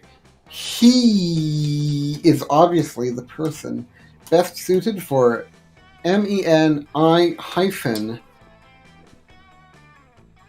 No? What? Menial labor. You agree to help your friends in calculus or agrees to train you. You two immediately head to the camp's dedicated pie cutting kitchen to practice.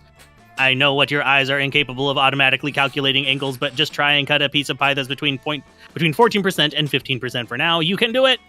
You close your eyes and think of how much you're obsessed with Calculus's cold metallic body and cut that pie. Ha! No regrets, you cut a 0.16% sliced pie! I am certain this was a joke. You are such a prankster. You spend the rest of the night cozily baking and cutting pies with Calculaster. It's a domestic bird.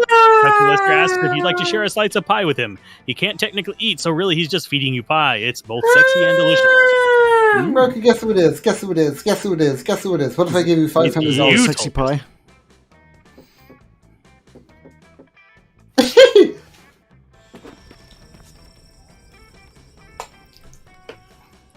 Who wants to do Mothman? I haven't done many voices. I'll be Mothman.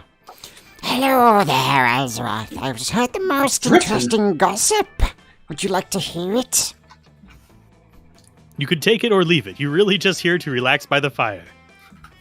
I'll accept your silence as a yes. You'll never believe what I just heard. Our fellow campmate, Ararvi Mishra, seemingly innocent and endearing, actually moonlights as a monster slayer. She slaughters monsters through the night, just for fun. What do you think of that? You think? No shit. Javier Gonzalez! Meroka, Javier, there is a man. hey, His name is hello. Javier. Greetings. He is a Gonzalez. It's Javier. It's Javier. It's Javier Gonzalez. I'm his favorite, Javier Gonzalez. Woo! Oh, you think you could do better? Why don't you tell me what gossip you've learned in the past 24 hours if you're so good at it? Please? Yeah, you figured this was all just a bid by Moss to get you to tell him some gossip. Luckily, you're not going to disappoint. Oh!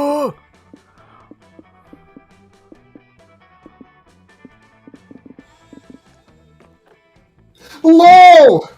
Yeah. Are they sublime, thick, molecular, or moist? I'm definitely made of molecules.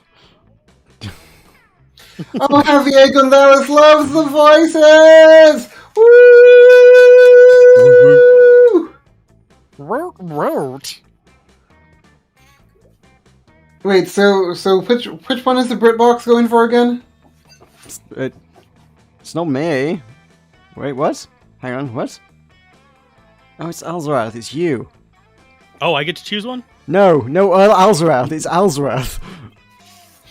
It's Tulkas playing as Alzorath. Yes, it is.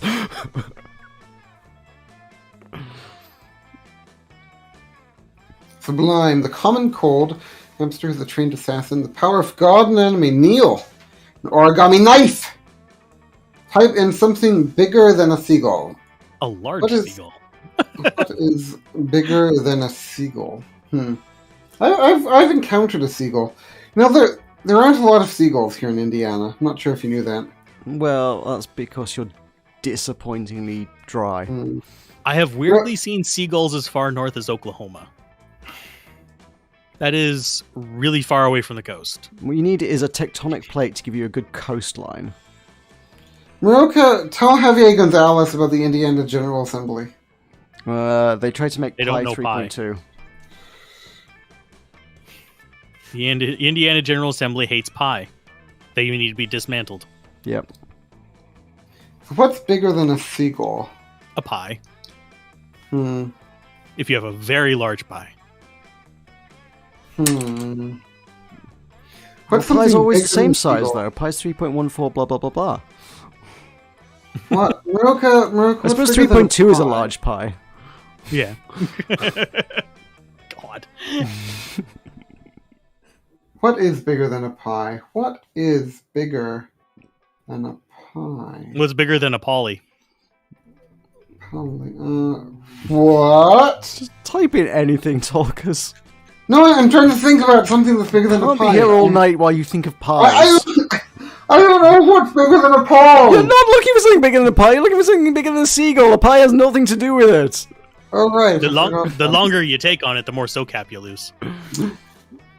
No, that's not the way things work. Yeah, it is. How about... No, it's not. I need to be awake in the morning. I have places to be. We can't be here all night playing this. Eagle. Holy smokes, I would never have believed it. This blows my Aravi Slayer revolution out of the water.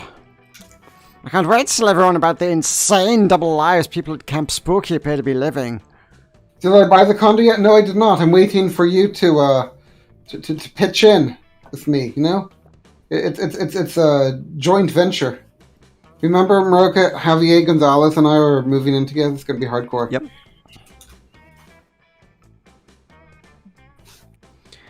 Like tossing a breadcrumb to a flock of ravenous pigeons, your friends immediately devour and circulate your rumor.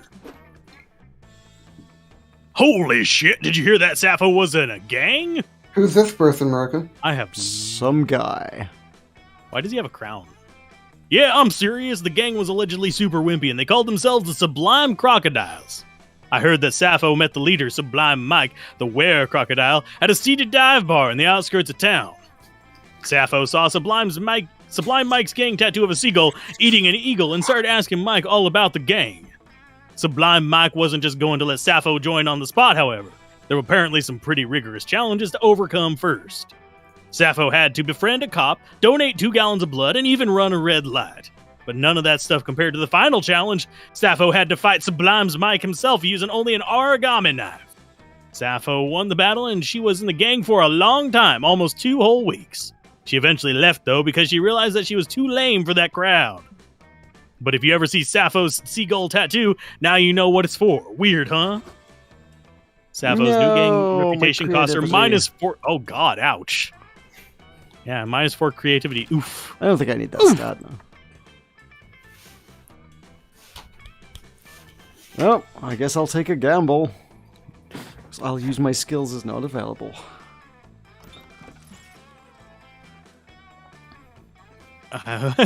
Cat voice. Anyone who be Juan the magical cat? Meow! Give me your best Mexican cat voice, Tulkas. Meow. Meow, meow, welcome, welcome. Meroka, I'm downloading Lost Ark. Cool.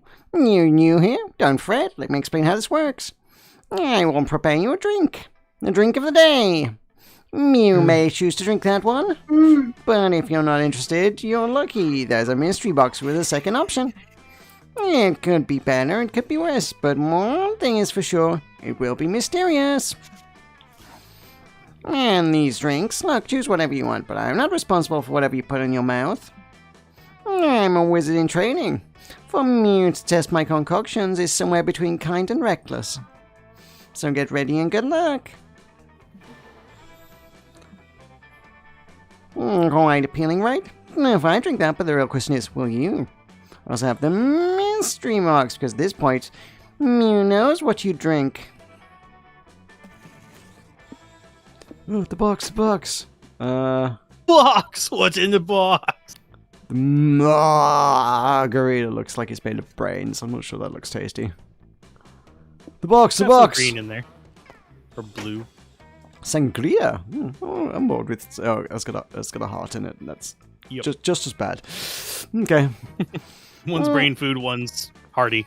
Hey. Mystery box. So bold of Mew. Hope you're happy with it. No refunds. Meroka, I want you to pronounce the word in chat. Would you say, will you take the drink of the day? Or would you prefer the mystery box?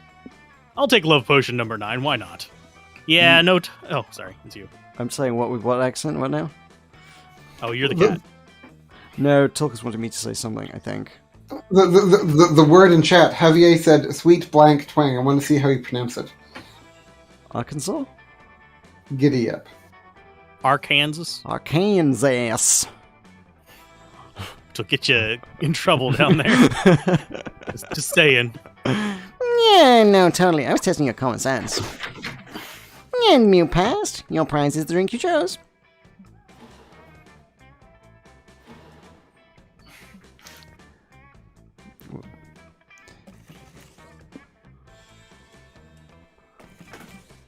Yeah, no, totally. I was testing your common sense. And passed. Drink is your drink you chose. Love potion number 9. Yeah, the love potion number 9. The right way to get someone to like you more is by being yourself and finding someone with whom you can match. Howley. But the fast way is by drinking this drink. Whoa. This is absolutely the best game you guys have streamed, hands down the best. Yeah, I know, that's why I'm getting so much SoCap for it. Ooh, it's me. Delicious sangria, Mediterranean concoction with a lot of heart. If my calculations are correct, it should imbue you with the joie de vivre and the charm of the Mediterranean people. Yep, that's some charm. I call this one Tequila Moonrise. And a powerful, invigorating drink. I gave it that name because when Mew drink it, Mew can feel all your stats rising. Ooh. Oh my. So it's still hard to what believe do we- Mew drank that. Good luck, I guess. I do wonder what love potion number 9 does. I think it just 'Cause made you, like, improved your relationship with your love interest. Everybody choose a celebrity, say your choice out loud while the other players before clicking. Macaulay Culkin. Brian Blessed. Sir Titus Salt. Interesting. Oh, Javier made a sick reference to Marjorie Taylor Greene. Oh. Is that what that is? I'm afraid I'm not familiar. So Marjorie, do you know who she is? I know the name, but She's the a context Republican escapes me. representative that she's sort of like the Republican Party's response to Alexandria Ocasio-Cortez. Anyway, she said the other day that the whole pandemic thing was like Biden's Gazpacho police. You know, she meant the Gestapo, but she actually said Gazpacho, which is apparently like a soup. So no, everyone's been mocking her That's a soup. unjustly. It's a hot soup. Actually, it's a cold suit. It is. I was going to say it's not a hot suit. Yeah, it's very it's defined by its temperature quite well. It is kind of funny that she did choose a cold suit. Anyway, player order is based on the likelihood that said celebrity is actually a time agent from the future here to prevent the world from ending. Well, that's not Macaulay Culkin. Although he does kind of look like somebody who has been through hell and back, so maybe? I mean, can you imagine? I could see Macaulay Culkin being that. You're like, no, I'm bored with the Macaulay Culkin theory. Also feel like Brian Blessed could quite comfortably fit that bill as well, though. What about Sir Titus Salt? Well, he's been and gone, and he's not here, and he hasn't prevented the world from ending. He was here to promote. How do you know? Industrialism. Maybe he did. What if he had never existed? What if there had never been alpacas? What if the alpacas stopped the world from ending? Then I'm not sure what meaningful. I mean, I guess Saltaire and the associated tram would probably not exist these days. That might not happen. I thought it was the Shipley tram. Well, it's in Saltaire. But it's the Shipley funicular tramway. Yeah, but it's in Saltaire. Shush. Put it on the Saltaire Brewery. That's the Shipley. Yeah, there's a whole sort of butterfly effect of like a small suburb of a small city in Britain probably would cease to exist if Sir Titus Salt hadn't done what he did. But really, I'm not sure he had a lot of majorly great impact on the world. He was just a wealthy industrialist who prevented his workers from drinking. You'd love him. Wait, really? Yeah.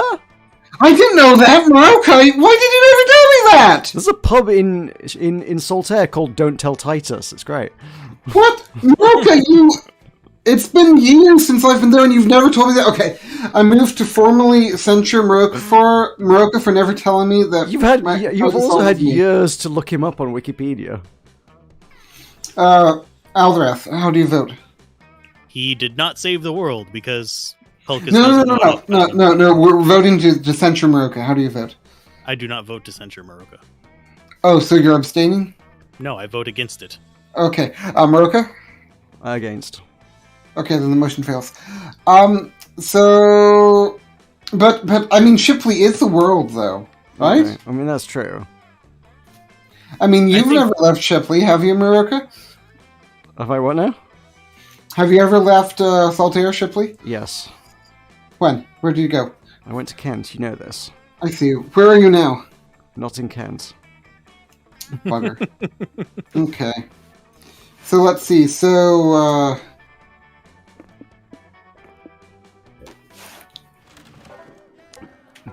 he created Saltaire because he thought that Bradford was getting crowded.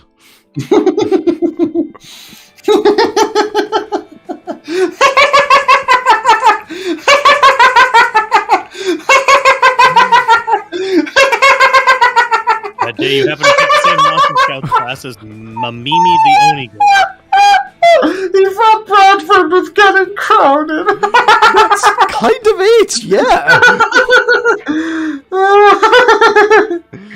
You didn't get a good sleep last night, so you ask her if she has any of that weird energy drink you lets you have once during high school. She doesn't, but she does have some very strange smelling coffee that would help. Where does this girl even find these weird ass drinks? The coffee is delicious, but it comes with the side effect you get an acquired fear of caterpillars and you grow +2 creativity in your hair. You end up hanging with Dahlia, trying to teach her the meaning of the word chill. You feel like you're just starting to make progress when... Bear attack! Who wants to do bear? Meroka does. Bear attack! Bear attack! I'm a bear and you're about to get attacked! But wait, how can you be a bear if you're actually a coach in a bear costume? This is a bear preparedness drill, Dahlia. I'm dressed as a bear in order to teach you campus about bear safety. Suspend your disbelief. Okay, what muscles do I flex to suspend my disbelief? Your glutes! Now, are you prepared for a bear attack? You bet I am. I knew there was a reason I legally changed my middle name to Bear Puncher this morning. Not so fast, my enthusiastic camper. If bears were all out punching, we wouldn't need drills. What if a bear engages you? Not in a battle of blows, but a battle of wits. From behind his back, Coach produces 2 full wine glasses. Don't worry, it's just grape juice. Even wily bears don't condone drinking alcohol at summer camp. But here's the twist. One of these glasses is poisoned. The battle of wits has begun. It ends when you choose your glass and we both drink and find out who is the winner and who is dead. This is from a movie. Is it? Yeah, Princess Bride. Oh. Yep. Oh, fair enough. I need to watch that at some point. I've never seen it. Normally, I wouldn't condone drinking poison at summer camp either, but this is for educational purposes. Javier Gonzalez has a suggestion for you, Meroka. I don't think I could do a Russian accent. No, am I the sort of bear who would put the poison in my own glass? That's not a Russian accent. This is a direct quote from Princess Bride, by the way. Or am I the sort of bear who would put the poison in your glass because I... Dahlia snatches the glass out of the coach's hands and chugs both of them. I choose both glasses! What? Why? Because it's the last thing you would expect. It's called lateral thinking, and I excel at it because my brain is the strongest. Also, counterpoint, he's not a bear, he's a tiger dressed as a bear. Okay, well, you're definitely poisoned now. Oh, whoops. Oh no, you can't smooch Dahlia if she dies of poison. Romancing corpses is only okay if if they're reanimated somehow. Tell her how to survive this latest idiotic mistake. I am not doing that one because that just gives me certain vibes. Meroka, I have to step up. Meroka Javier is disappointed in me. Tulkas did a lot of voices earlier. I've just been like trying to play catch up. You missed the bit where Tulkas did everything. Lol, a gentle try, Tulkas. Oh, with the poison, you say? What have I told you? I already have. I am not trying to do an Indian accent. Oh, thank you. British Thank you Raj. very much. Goodbye. Congratulations, My you're name is cancelled. Bubblebot. Oh, I actually there was a person in one of the YouTube things asking for critiques lately, and that was his exact accent.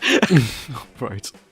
Like, I understood half the words he said because he was like switching between Hindi and English frequently. Okay. Hindi. Mm-hmm. Conceive it, Coach. You see, I spent the last few years developing an immunity to bear venom. That poison never stood a chance against me. I've also developed an immunity to bird venom, bad vibes, and trans fats. Meroka is a trans fat. Don't you body shame me. No, Dahlia, I'm so proud of your commitment to bear safety. Who else would ingest bear venom every day for years in case their high school coach followed them to camp in a bear costume and poisoned them as part of a safety drill? Wow! Well, I'm about to subject more students to dangerous bear-related drills so we can all be safer. You know what they say, there's no I in bear, but I am in a bear costume. Life is full of little mysteries like that. So long!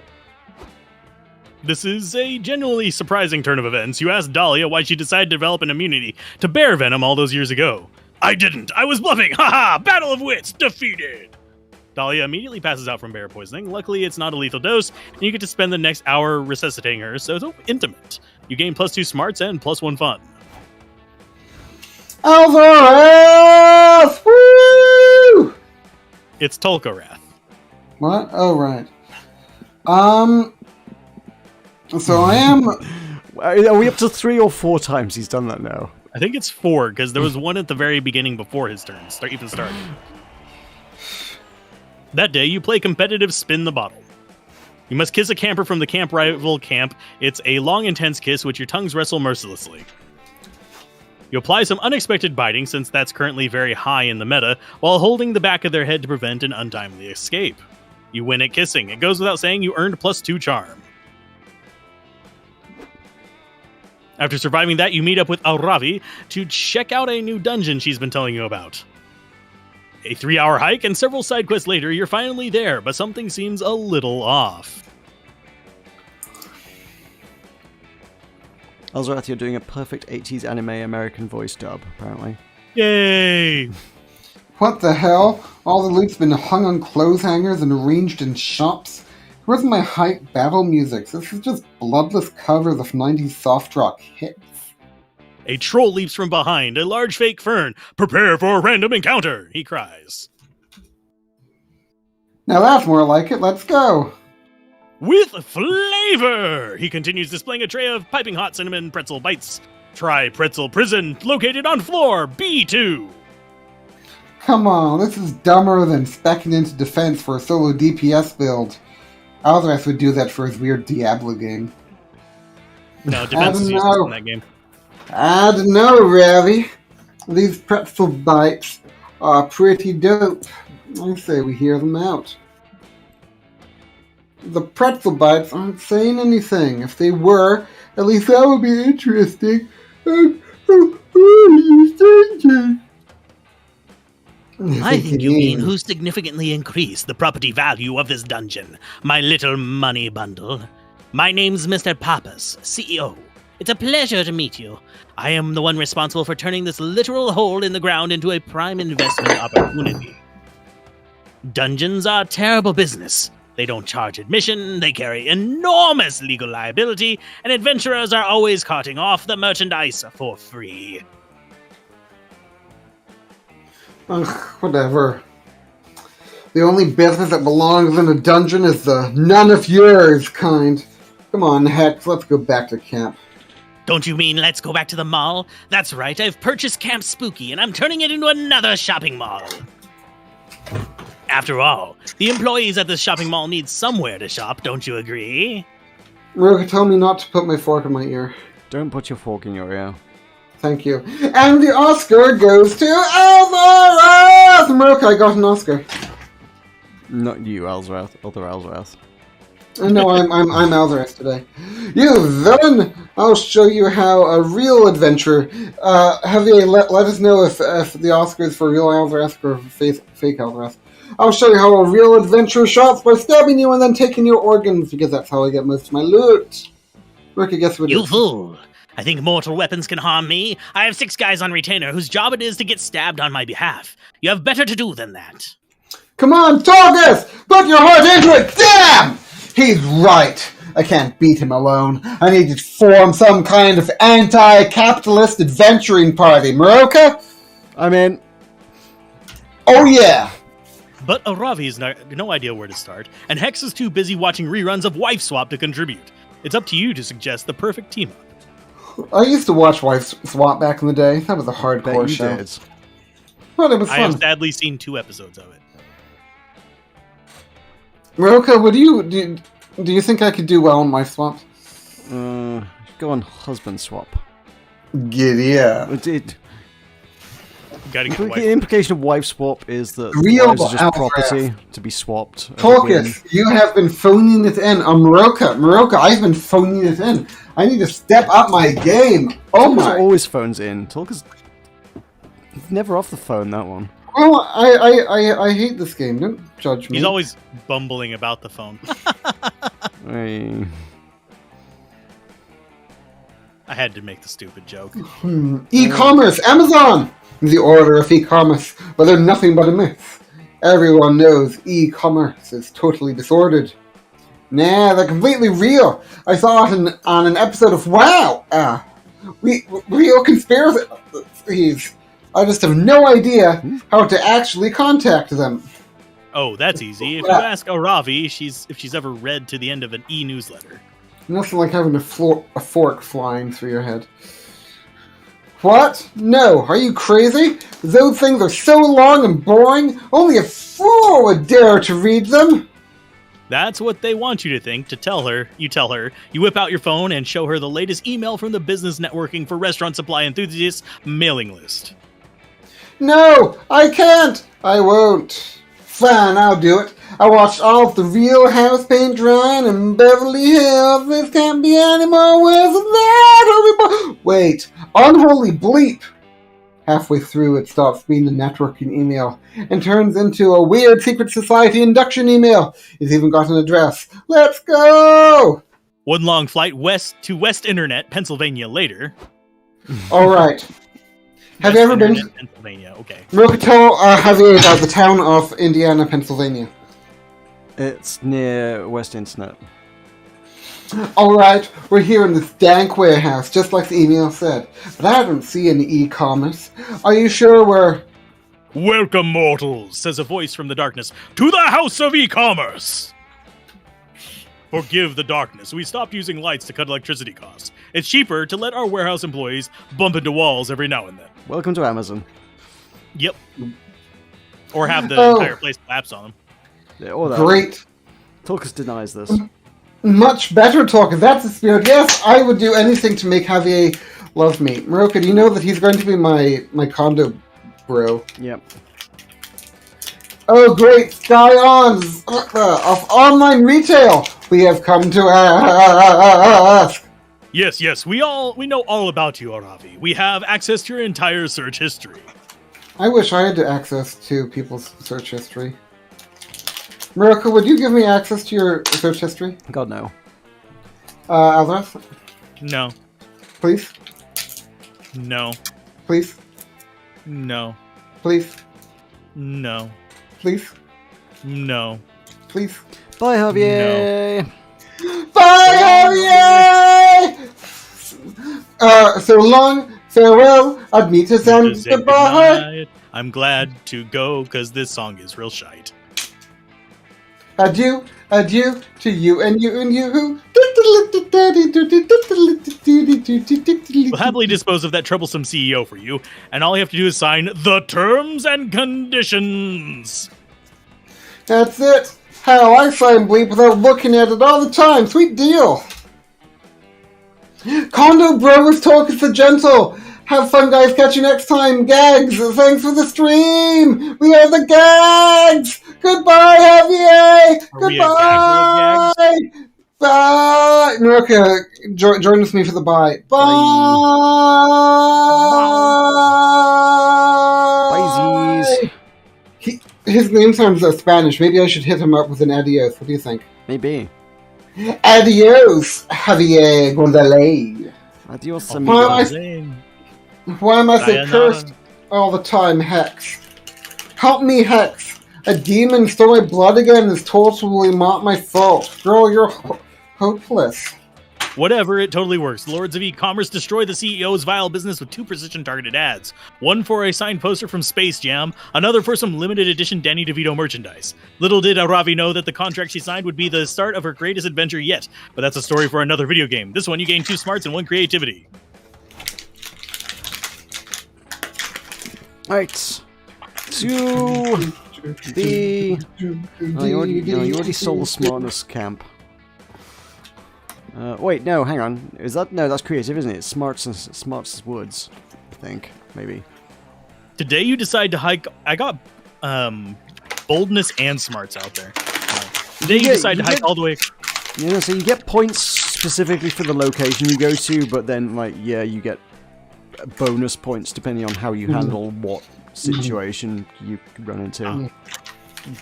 Today you decide to hike all the way across the woods. You want to see what's on the other side. It's a long, treacherous hike that ends up only taking an hour. I guess these woods aren't that big after all. How do you and your friends get lost in them so often? Anyway, it turns out there's a library on the other side of the woods. You go in and read some books or something and gain +2 smarts. Smarts. Meroka, when was the last time you were in the More good with library? marshmallows. Later, you run into Joy. She's calmly reading a copy of The 7 Habits of Highly Effective Protagonists. For the first time ever, you decide to be considerate and not interrupt. Hey, Safo, come over here for a minute. I can tell from the blank look on your face you have some wacky misadventure that you need my help with. I suppose to take the summer from my sworn duty of saving the world and helping the innocent and defending the forces of good from the ever-encroaching threat of evil. But I guess I'll make an exception and save you from whatever nonsense you've gotten yourself into. Not sure if this counts as helping the innocent, but hey, good enough. You tell Joy that you were going to do some reading. You're halfway through the Oedipus Rex. The plots are kind of boring. But Oedipus Rex. You're hoping Oedipus. for a sex scene between Oedipus and his MILF queen. Oedipus. Yocasta. Oedipus. I'm going to say it. Oedipus. Oedipus and Oedipus. Yocasta. It's Yocasta. Oedipus. Yocasta. Oedipus. I'm going to say Oedipus. Yocasta. Just to piss you off. It's Oedipus. It's Sophocles. Oh, No mishaps? Not even a minor calamity? Maybe a rumor about a mysterious beast in the woods? Tiny little echo of dread every time you go into a certain bathroom stall? If you're sure there's no inciting incidents, I'll relax. I can read. Very relaxing. Many people like to sit down with a good book and let their guard down. I mean relax. For example, I've read 28 books so far this summer. I'm 72.58% through this one. And my average time per page is somewhere around 26 seconds, so I can get this done in... Joy suddenly interrupted by a muffled scream coming from the woods. It sort of sounds like, help! Out of syrup! Oh my goddess, did you hear that? Someone's in trouble! Ha! Fuck yes, Blink. let's go! Yeah, good effort. I mean, I'm concerned about the safety of our fellow campers. You and Joy track the call for help to a clearing in the woods. You hide behind a bush to scope it out. Looks like Batness, Morty, and Dimitri are gathered around suspiciously. Oh, Meroka, it's Emeraldo. Oh, it is Hope Emeraldo. you two are ready to die! When you taste these delicious pancakes, they're so good that your whole mouth will orgasm. Did Morty just say pancakes? Shit, I can't tell if these idiots are in danger or if they're just being idiots. Shh.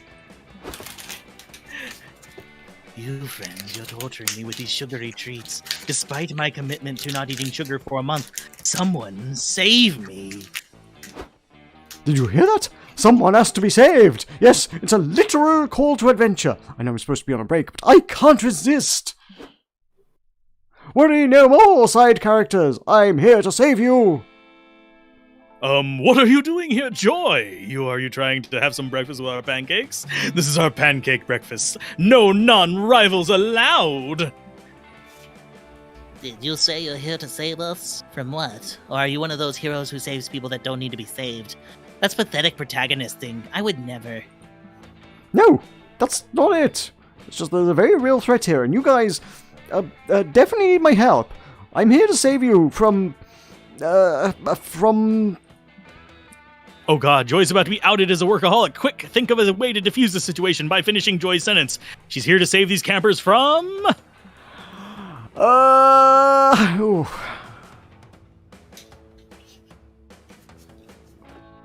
I mean... Wow. Got, like, 1 and 11.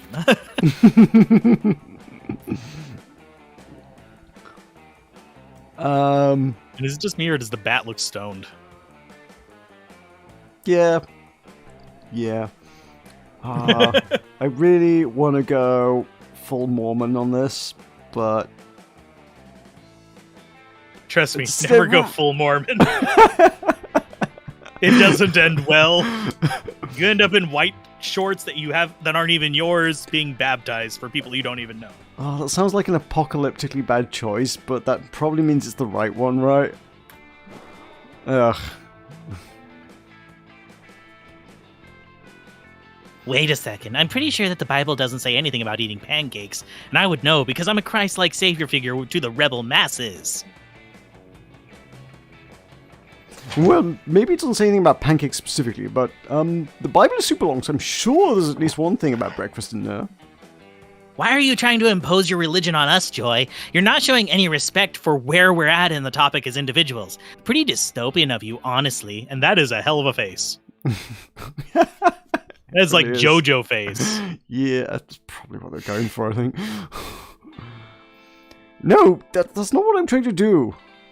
Joy, you know very well I'm on the dark side. My evil alignment is why our sexual chemistry is so taboo. I'm frankly offended that you would bring the Bible into this.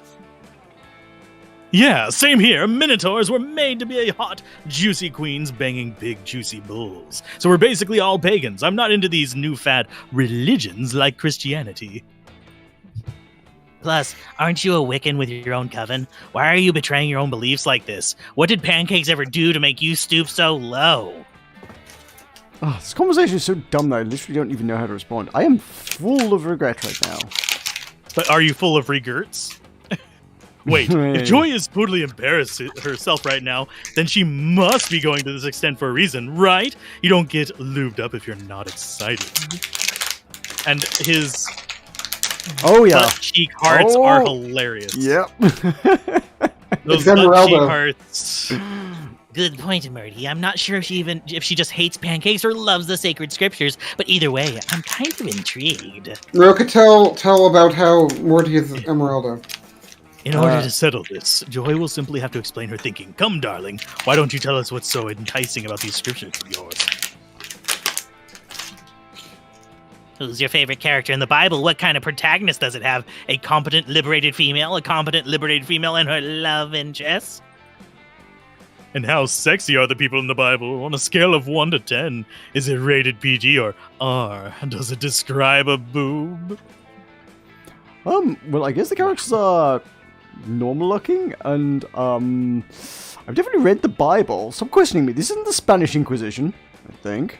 Well, you don't expect it when it is. Wait. Oh my god, this whole situation is so awkward and painful you can't handle the secondhand embarrassment of being near Joy right now, so you leave! Mwah, mwah, mwah, mwah. You feel horrible about getting Joy into a conversational disaster, and you're pretty sure she's not going to be your number one fan the next time she sees you. No joy for you. All those horrible feelings make your stomach hurt. You're craving pancakes, but pancakes are only for people who don't betray their friends. You lose -2 charm and -1 fun. Oof. You're no fun anymore. Big oof. Meroka, tell Alzorath about how. Everybody choose a song, say your choice out loud to the other players before clicking. Tell Alzorath about how Emeraldo is Morty. Never Gonna Let You Go Meroka, by Rick Astley. Meroka, tell Alzorath.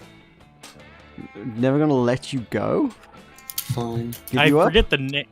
Yeah, Never Gonna Give You Up. Never Gonna Let You Go. Let you down. And we're gonna turn around and desert you. Sure. Never gonna give something vaguely you like up. Never gonna let you down. Never gonna turn around and desert you. Great. There, I had to sing it. That was the number one hit on the day I was born. That is sad.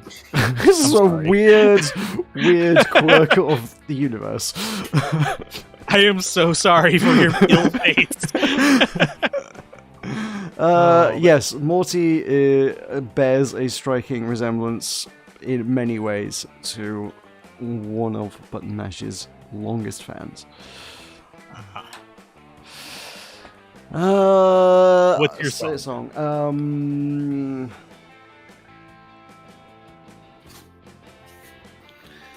I don't know. Bohemian Rhapsody. So we have Rickroll, Bohemian Rhapsody, and... No, that's Meroka's song, Bohemian Rhapsody. No, Hog Eye Man by the Longest Johns. Okay. On their new album, which you should check out on Spotify.com. I'll check I it really out. like it. It is a very good album. I was listening to it recently. It's very good. Not watching Spotify for a while. Oh, because of your little Alzorath thing?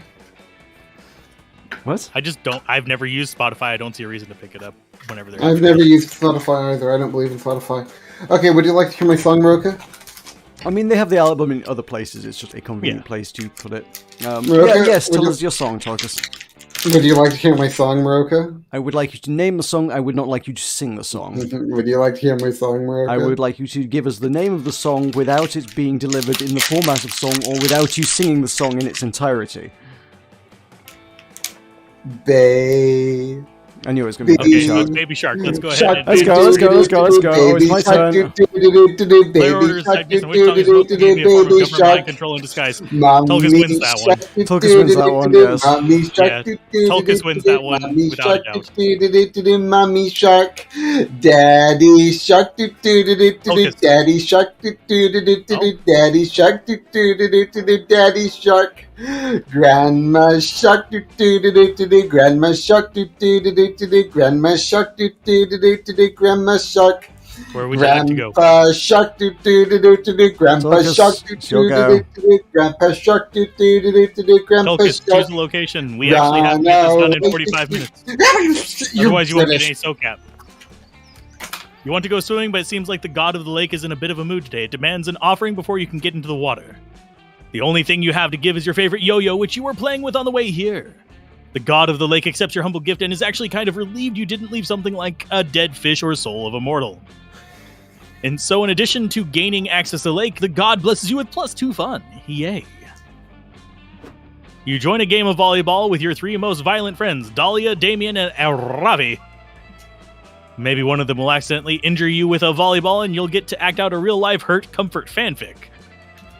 But alas, the game never gets that far. During Dahlia's first serve, she hits the ball with a tad too much ferocity, goes sailing off into the trees at the lake's edge. Dahlia, what the fuck? Ha ha, I win. The ball has been defeated. It's not how it works. If you really want to defeat the ball, you've got to stab it. I'd show you, but you just hit it all the way into the frickin' woods. Wait, I didn't know there was stabbing in volleyball. Let's go find that ball! On second thought, maybe playing volleyball with these people wouldn't have been the best idea. You follow them into the trees anyway because, well, you horny. Tulkas. Guys, over here, I found a dead body! Also the volleyball! The three of you follow Dahlia's voice and find her standing over the body of a pirate. He's got it all, a peg leg, a bandana, and a fatal volleyball wound to the face. Oh man, the volleyball is totally ruined. Way to go, Dahlia. Oh, when you murder people with sporting equipment, it's cool. But when I do it, we're suddenly concerned about the sporting equipment. Yo, has anyone else noticed a treasure chest? Treasure, you say? We must loot it! Yes, we must open it once. Finally, I will have the funds I need to conquer the 8th circle of hell. Not if I spend it all on tomahawks and fireworks. Ahem! Meroka, may I do my loot order line? Need before greed is the rule, guys, and I need treasure. Oh, Neil, I need it so bad. Damn, girl, no wonder you ended up with a cursed necklace. All three of your friends leap on the chest at once, biting, scratching, and hacking at it for all they're worth. It's no use. Ah, we'll never get in the treasure chest at this rate. If only one of us were some kind of brilliant tactician adept at thinking of unorthodox solutions. You're probably the closest thing to a tactician in the group. You throw out a suggestion.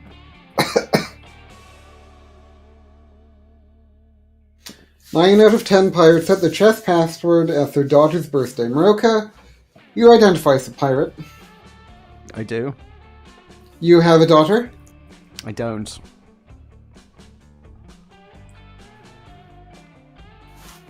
Your plan is I'm the foiled. 10th pirate.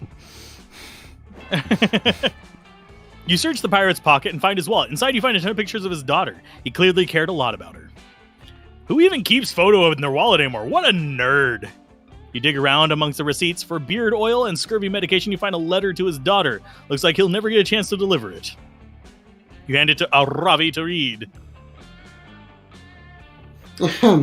Dear Ethel, I love you so much. I'm so sorry I've been off sailing the 7 seas for most of your childhood. That's all over now. I've realized that the most important thing in life isn't booty or swashbuckling. It's you. I've decided the pirate's life is not for me after all. I'm headed home to you now, to be the father you've always deserved. I sure hope nothing kills me before I have a chance to see your smiling face again. I should be back in time for your birthday, which is... Let me see that. The idiot totally put his daughter's birthday in the letter. Looks like she's turning 10 years old this Sunday. Children are also idiots. With the help of this newfound knowledge, you unlock the chest and reveal the bounty inside. It's you, Tulkas. 2 volleyballs, victory! I'd say we came out ahead in this deal, wouldn't you? Hell yeah, you did. You accompany your friends back to the volleyball court, laughing and high-fiving. Behind you, the corpse of the pirate slowly decomposes, now totally alone. You gain +2 fun and +1 boldness. Oh, poor pirate. Now I get to be no regrets. Sure, I'll go in the woods. You hike deep into the woods and find a mysterious journal with the number 3 of it on it, half buried in the dirt. Inside is a ton of information on local monsters, how to defeat them. It covers gnomes, psychics, time travelers, Illuminati-shaped demons. What a boring journal. Where's the drama? Where's the inner thoughts and insecurities about school crushes? Whoever wrote this journal knew nothing about how journals work. You gain no fun from this, but you surely get +2 smarts. Boring! There's nothing you like more than being helpful, provided it's in a turn helping you find your summer honey.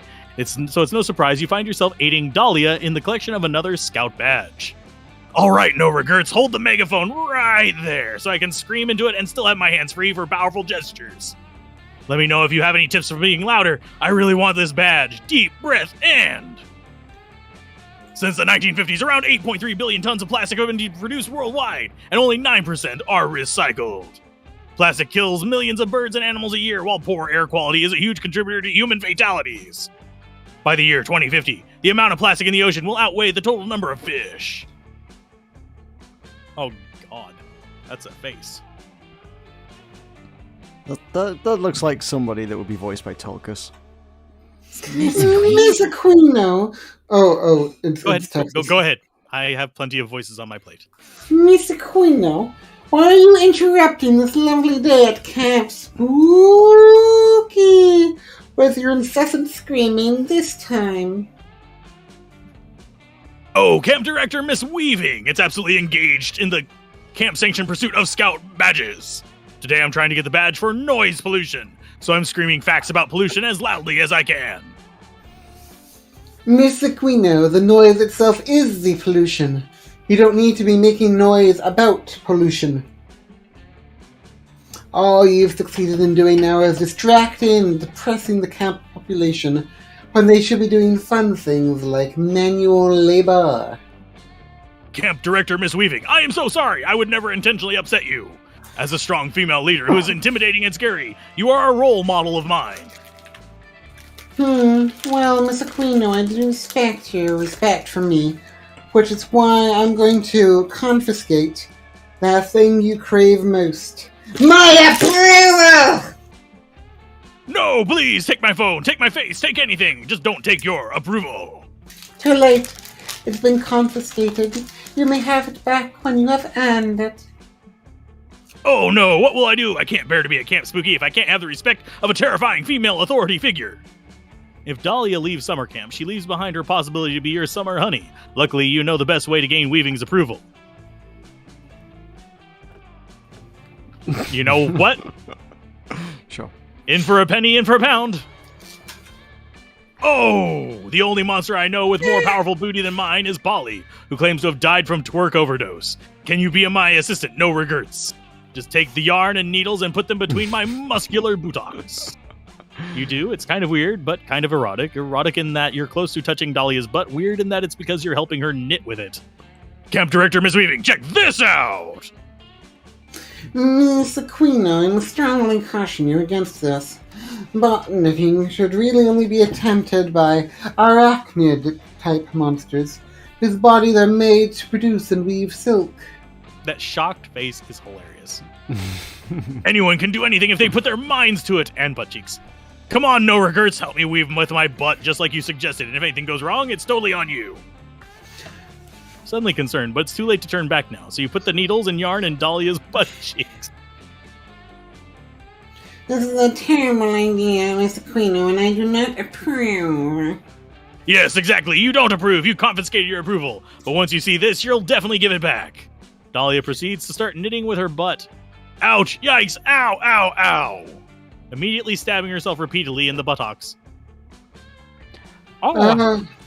Go ahead, whoever wants. I was just wandering through the woods and thought I heard something about a butt knitting contest. I majored in butt knitting at a college I hallucinated. Check this out. Polly goes to work, or rather to twerk, perfectly knitting an incredible sweater, which she immediately wears. I love the sweater. Polly wins, twerking laugh, throwing that leap in a circle, knit, pearl. I stand corrected. Apparently some non-arachnids can throw that bleep in a circle, hard enough to knit a bleep sweater. But you are not among them, Miss Aquino. Offended by the word butt, Tulkas. But unmash.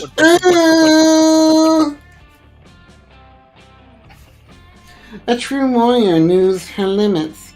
You have been prideful, boastful, and bad at bleep knitting. I am officially extending the horn on my approval. Dahlia is devastated. It's your fault. It was nice to see Polly, though. Well, it would have been nice under other circumstances that didn't cost you 2 boldness and 1 fun. Oh, alright. How can I ruin my life further? I could probably use some boldness, maybe? Which one's boldness? I'm pretty sure the haunted house was boldness. I don't know if I need creativity, because it's quite low. We're only halfway through the game, though. Should probably just go for boldness. While you're exploring the haunted manor, you hear a voice calling your name. It comes from under the bed. Two blood-red eyes stare at you from inky darkness under the bed. The voice sounds older than time itself, whispers. Do you want to gain some boldness, Sappho? You say yes, because you actually do want that. Okay, here you go. Whatever that thing is, it gives you +2 boldness. What a nice under-the-bed thing. Neat. Did it just freeze? Yes. Yes, it did. You It's managed to back. find some downtime in the manor to spend with your 3 closest friends at camp. Calculester, Joy, and John Doe, the lovable deer human hybrid who's been such an integral part of your high school adventures that I hardly need to tell you how important he is. The 4 of you have gathered at the Haunted Manor's kitchen to take some chocolate chip cookies. It's normal and pretty nice. We must bake these cookies in the haunted manor. It is dangerous here. And also, the last batch of cookies we baked came alive and would not stop screaming until you ate them. I too was traumatized by eating those sentient cookies, but this is the only place in camp with an oven, and by the goddess, I'm going to do a normal activity tonight if it kills me. Well, I hope it doesn't kill me, smiles John Doe, who would have known since childhood. I hate to get murdered before I can get back to my tent and French my girlfriend. Don't worry, Johnny. Deers have long tongues. Okay, good to know. Don't worry, Johnny. Nobody's getting killed tonight, or my name isn't... Hold on. Was that window open a second ago? I do not know, friend Joy. I was taking a call from the creepy man who lives in the local gas station. He said to warn everyone not to go into the haunted manor if ye value your sinful lives. Uh-oh, says John Doe in that charmingly world-weary way of his. Sounds like trouble. We'd better split up and investigate. If anyone else had suggested it, I'd say that was a ridiculous and dangerous idea. But we've been through thick and thin together, John. I trust you with my life. If I had a life, friend John, I would also trust you with it. You have been cherished part of my brief existence, and I cannot imagine what I would do without you. 3 minutes later.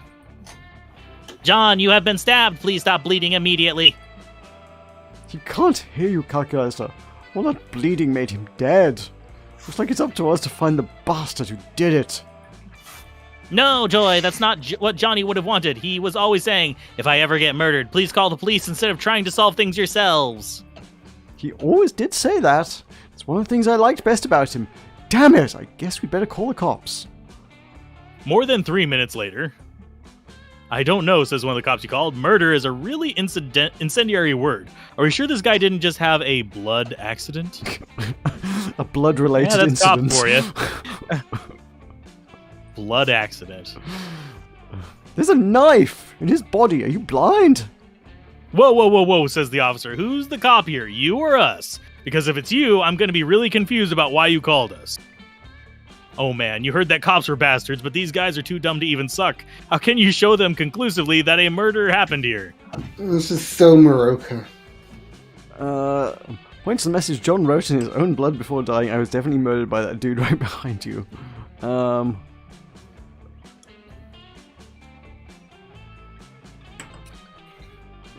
Both of these are just weird.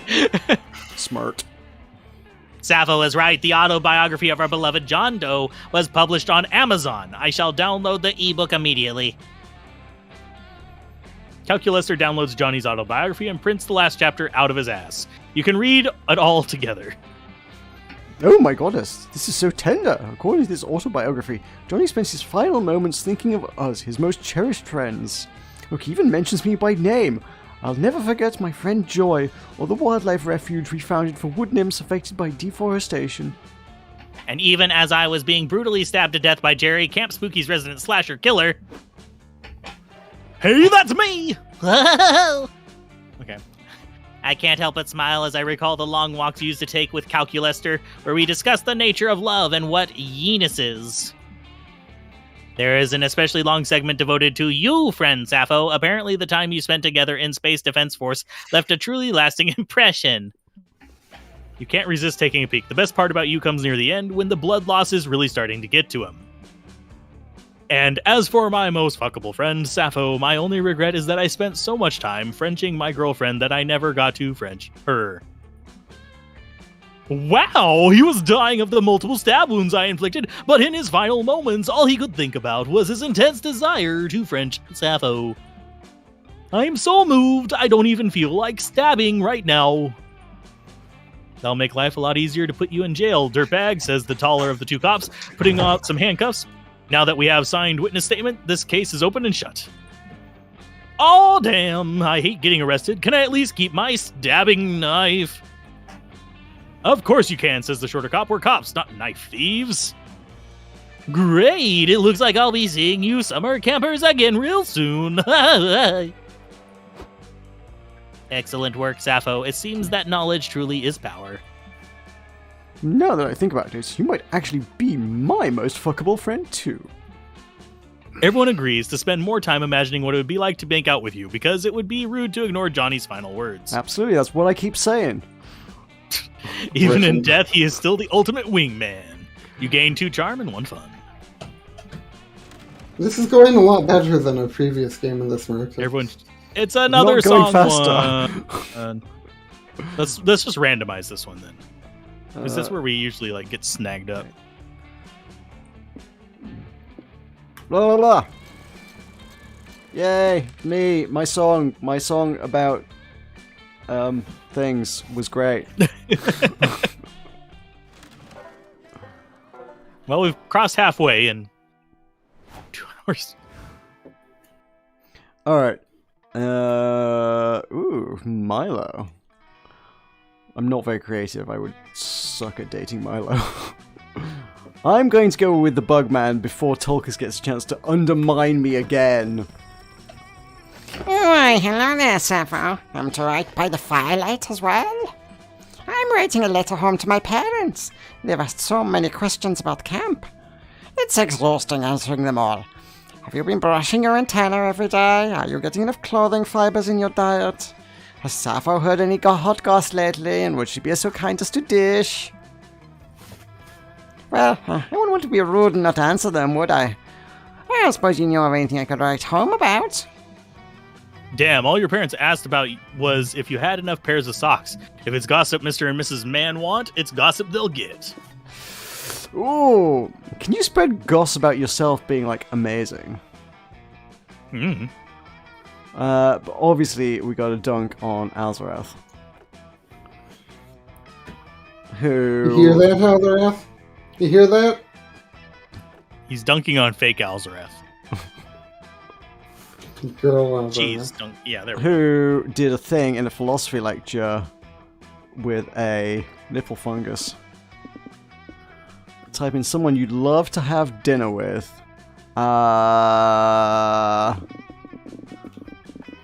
Me. Me. Remember when you told me to get out and I had to wait in the rain outside your pub? So you want dinner to make up for the dinner? Yeah, remember? Because I hadn't seen Ghostbusters, so you cast me out? I'd rather have dinner with a hobbit. They'd at least have a lot of food. That's true. Sure, fine.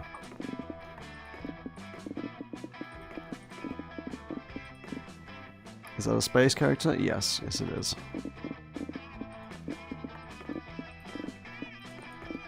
I presume the keyboard works for this, I'm just being really lazy. And clicking them. Nothing wrong with that. Wow! So many salacious details. My mother is going to blush straight through her fuzz. I can't wait to tell everyone in my family all about your story, Sappho. Thanks. Not long after that, Moss has completely spread your rumor around camp. Hey, so you know Alzorath, right? Listen to this, because you may not know him as well as you thought. Oh, I didn't even realize it was not narrator. What voice would this one have? According to what I heard last year, he was arrested for partaking in an illegal philosophy lecture. The trial was long and tedious right up until Alzorath, who was defending himself, called up his surprise witness, who was none other than Bilbo Baggins. Heard it was a trial to remember. But that's not even the strangest thing. In the end, the judge determined Alzorath was guilty solely based on his nipple fungus. Better to keep that in mind next time you talk to Alzorath. Or Tulkas. Thanks to your gossiping skills, Alzorath's reputation is forever changed, and he loses 4 smarts. Wow. Nice. No regrets. You know what? I'll go after Robot again. I don't know if you're like, are you supposed to be going after the one that assigns you at the beginning, or you I just go don't after know. whoever? Like, I mean, I think if you go after the one that you're interested in dating, you can sort of, I guess, improve your relationship with them. But like, also, it's you know as much as I do. It's very opaque. Like, Very opaque system. Yeah, you can either like ruin someone else's chances, or switch to a different love interest, or I guess strengthen your own love interest. But it's not clear. You just finished your quarterly review. It went awesome. Your boss thinks you're doing a great job playing this video game. You're hoping to celebrate your corporate competency with some pals, and good news, you find a Ravi and Calculester by the campfire. In conclusion, these are the 18,208 reasons I have collected to convince you that we should paint our food truck the statistically best color, burnt orange. This is so fun. Sounds Tulkas. glorious. What Alzorath? Oh, I was just telling you it's your turn. I thought you were leaning back in your chair.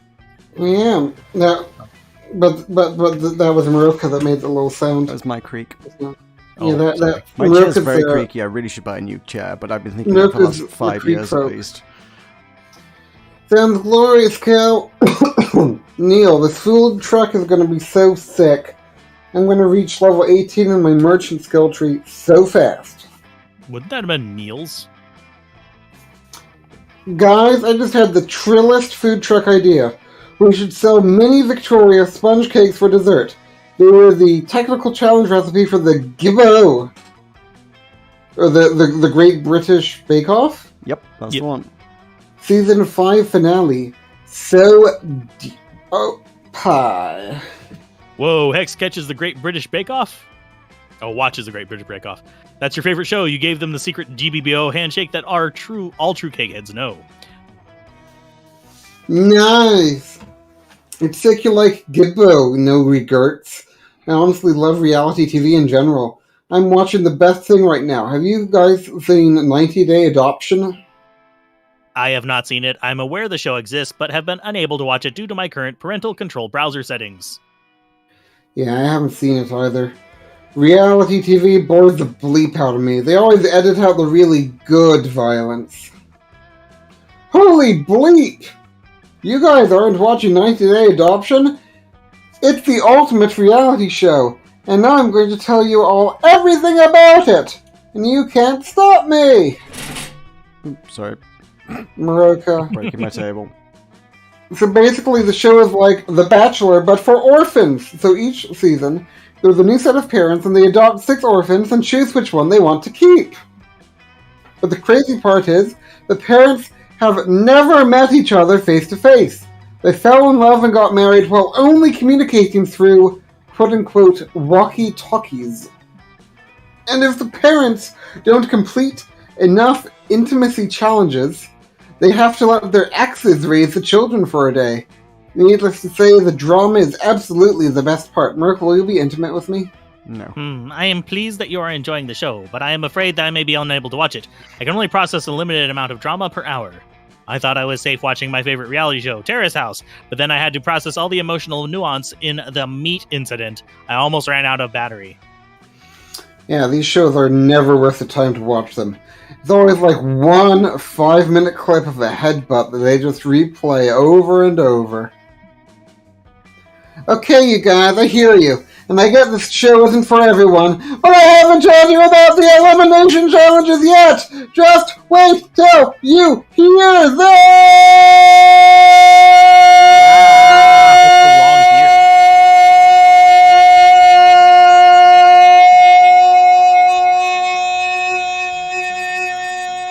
Oh dear, this is stressful. I may be overheating. Is my fan whirring louder than normal?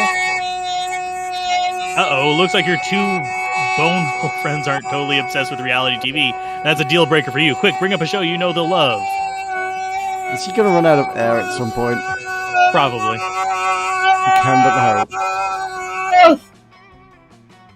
hope. Good. You deserve it.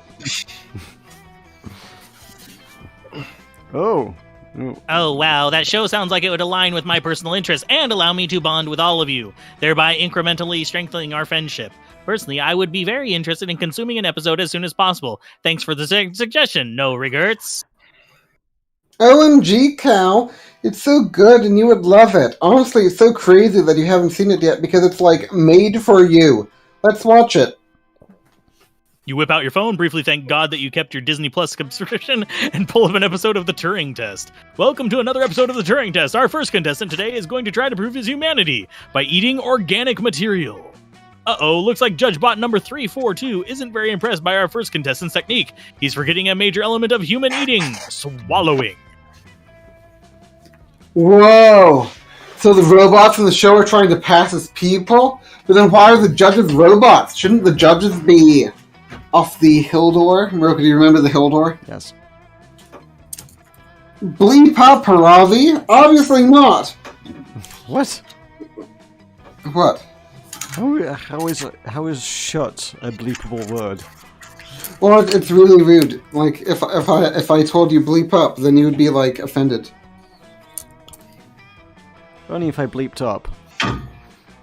Our next contestant, Pleasure Droid 00012331, is trying to wow the judges with their human behavior, being toxic on Twitter. Looks like they're trashing a TV show they didn't watch.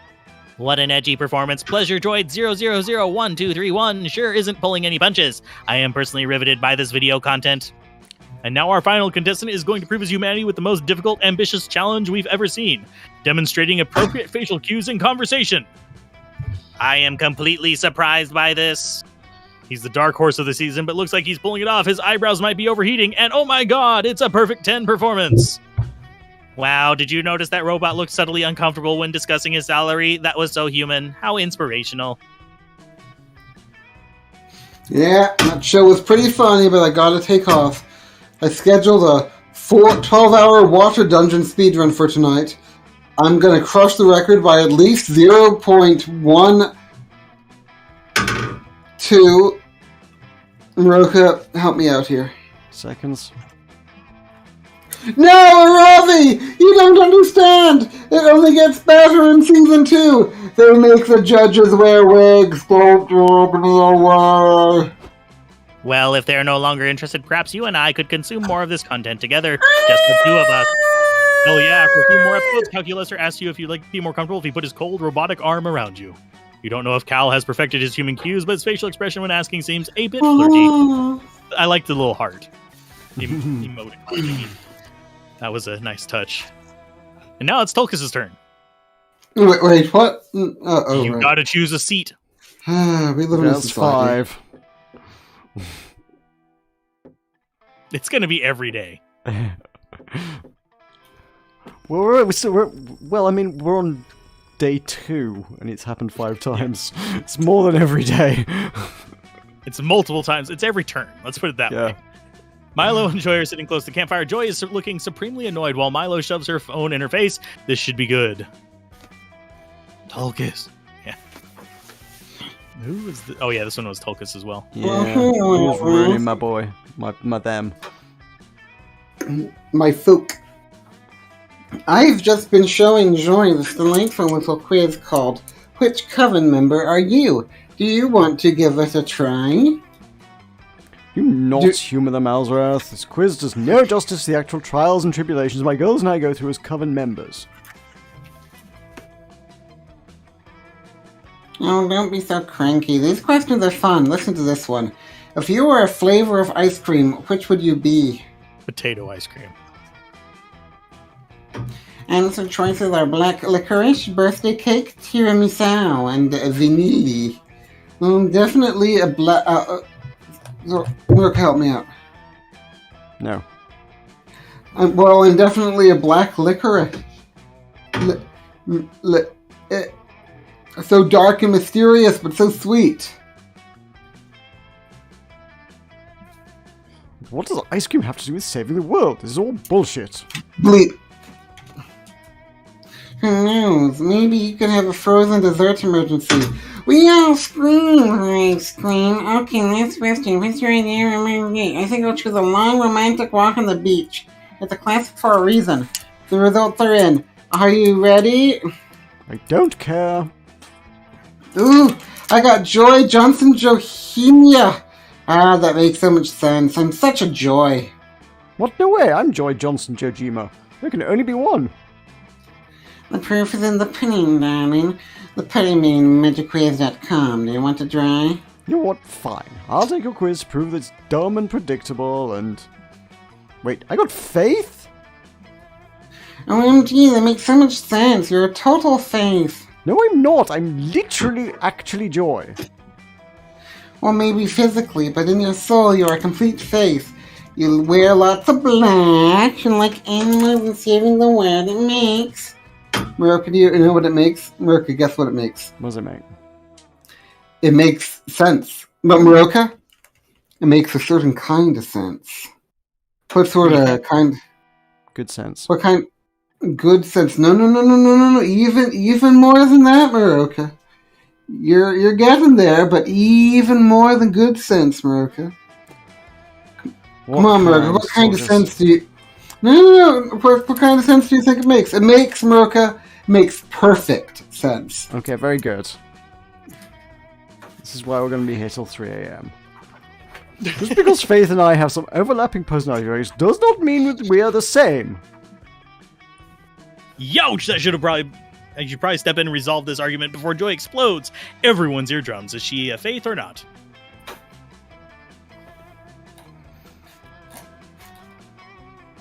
Which one do you want, Tulkas?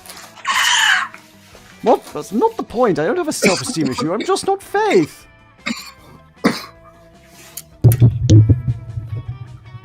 Tulkas is dead. Yep. Rip Tulkas. Oh, Jai, you don't need to hide your true self from us. Alzorath is right. We'll love you no matter what Coven member you are.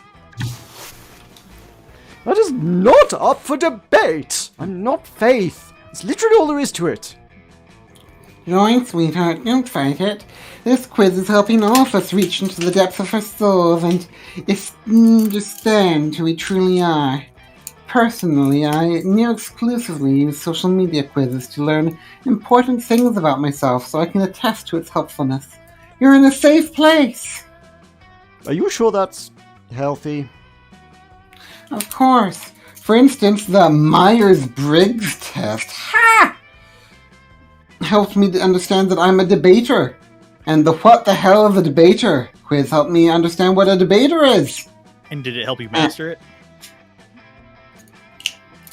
That happened on a Brian stream once, fun times. Let's not forget, we were playing Terraria, it was great. And let's not forget the Let's Reveal Your Kardashian Sonia quiz. It really helped me get in touch with my inner Courtney. So you see, it's true that you're not actually Faith, but maybe the real Faith was inside you all along.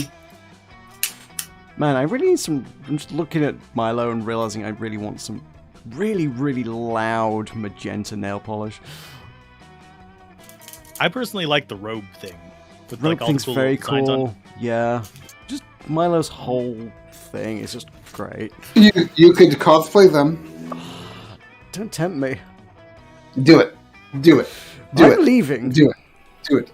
No, you're cosplaying them. I'm leaving. No, cosplay. Tulkas. Don't leave, stay. Meroka, stay. I want you to stay. Okay. Oh well, sometimes self-discovery is a long or winding road. At least we help push you in the right direction. Ooh! Texas! Look what BuzzFeed just uploaded. These 5 questions will reveal your spirit pasta dish. I'm hoping rigatoni. Wait, which sauce pairs best with rigatoni again? You'd better Google it real quick so you can flub the questions and end up as Milo's soulmate. Just shows that the true love is possible and through the power of impartial personality quizzes. Oh, it's stinking. That weekend you feel like getting wasted, so you go visit none other than Juan.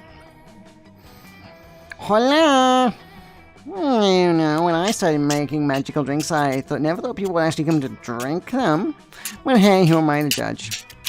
Anyway, take a look at this one. Profile beats to right study with. Oh, yeah. The references.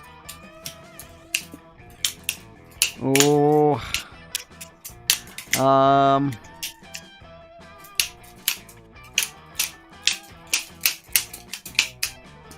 take it. I'll take it. Yeah, no, totally. Yeah. It's testing your common sense. I'm interested in what that one does. I think it's probably smarts. That looks tasty. I'm feeling right. Don't know if I drink that. Would you? Do I want boldness or whatever the heck's in there? Because I have a feeling that's boldness. That's the only thing I can think of for it. So we'll take the box. It could just be like, oh, you got a couple of bees. Not the bees. So I've got Some of them bees. aren't just stats. Some of them just like properly like mess with things. Maybe like swap stats for somebody else. Double gift. That sounds powerful. Unfortunately.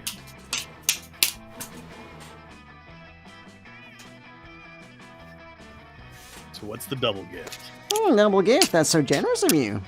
A beverage designed to be gifted. Choose a friend you'd want to grace with my humble concoction. This person will be gifted nicely.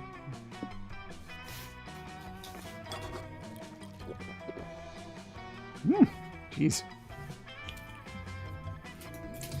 During spooky high, bees poured out of your mouth, remember? In spooky camp, the bees pour in. You just actually drank a bunch of bees. You sure did. It is so epic that from that day on, everyone knows you as Nicolas Cage. What did I give you? I missed that. It really just changed my name. Oh, is that what it did? It changed your name to... Yep. I went from No Regrets to Nicolas Cage. Brilliant. Campfire meets to relax study. 2 is a drink I created for when I need to go on long hours studying magic. I'll surround you with the entrancing embrace of lo-fi. Surrender to the power of lo-fi.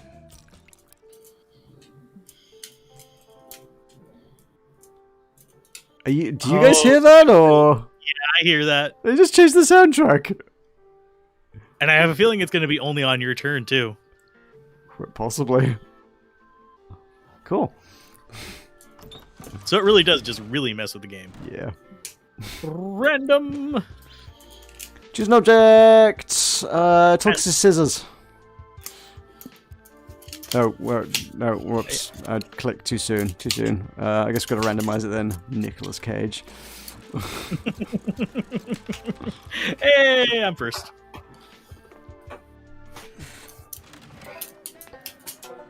Three things left. And 5 minutes left. You're staying until 8. I'll stay till the game's done. During your hike through the woods, you find a that to be baby sooner. bird that's fallen out of his nest. You nurse him back to health with some delicious trail mix. You also give him some great advice on puberty and how to do his taxes when he grows up.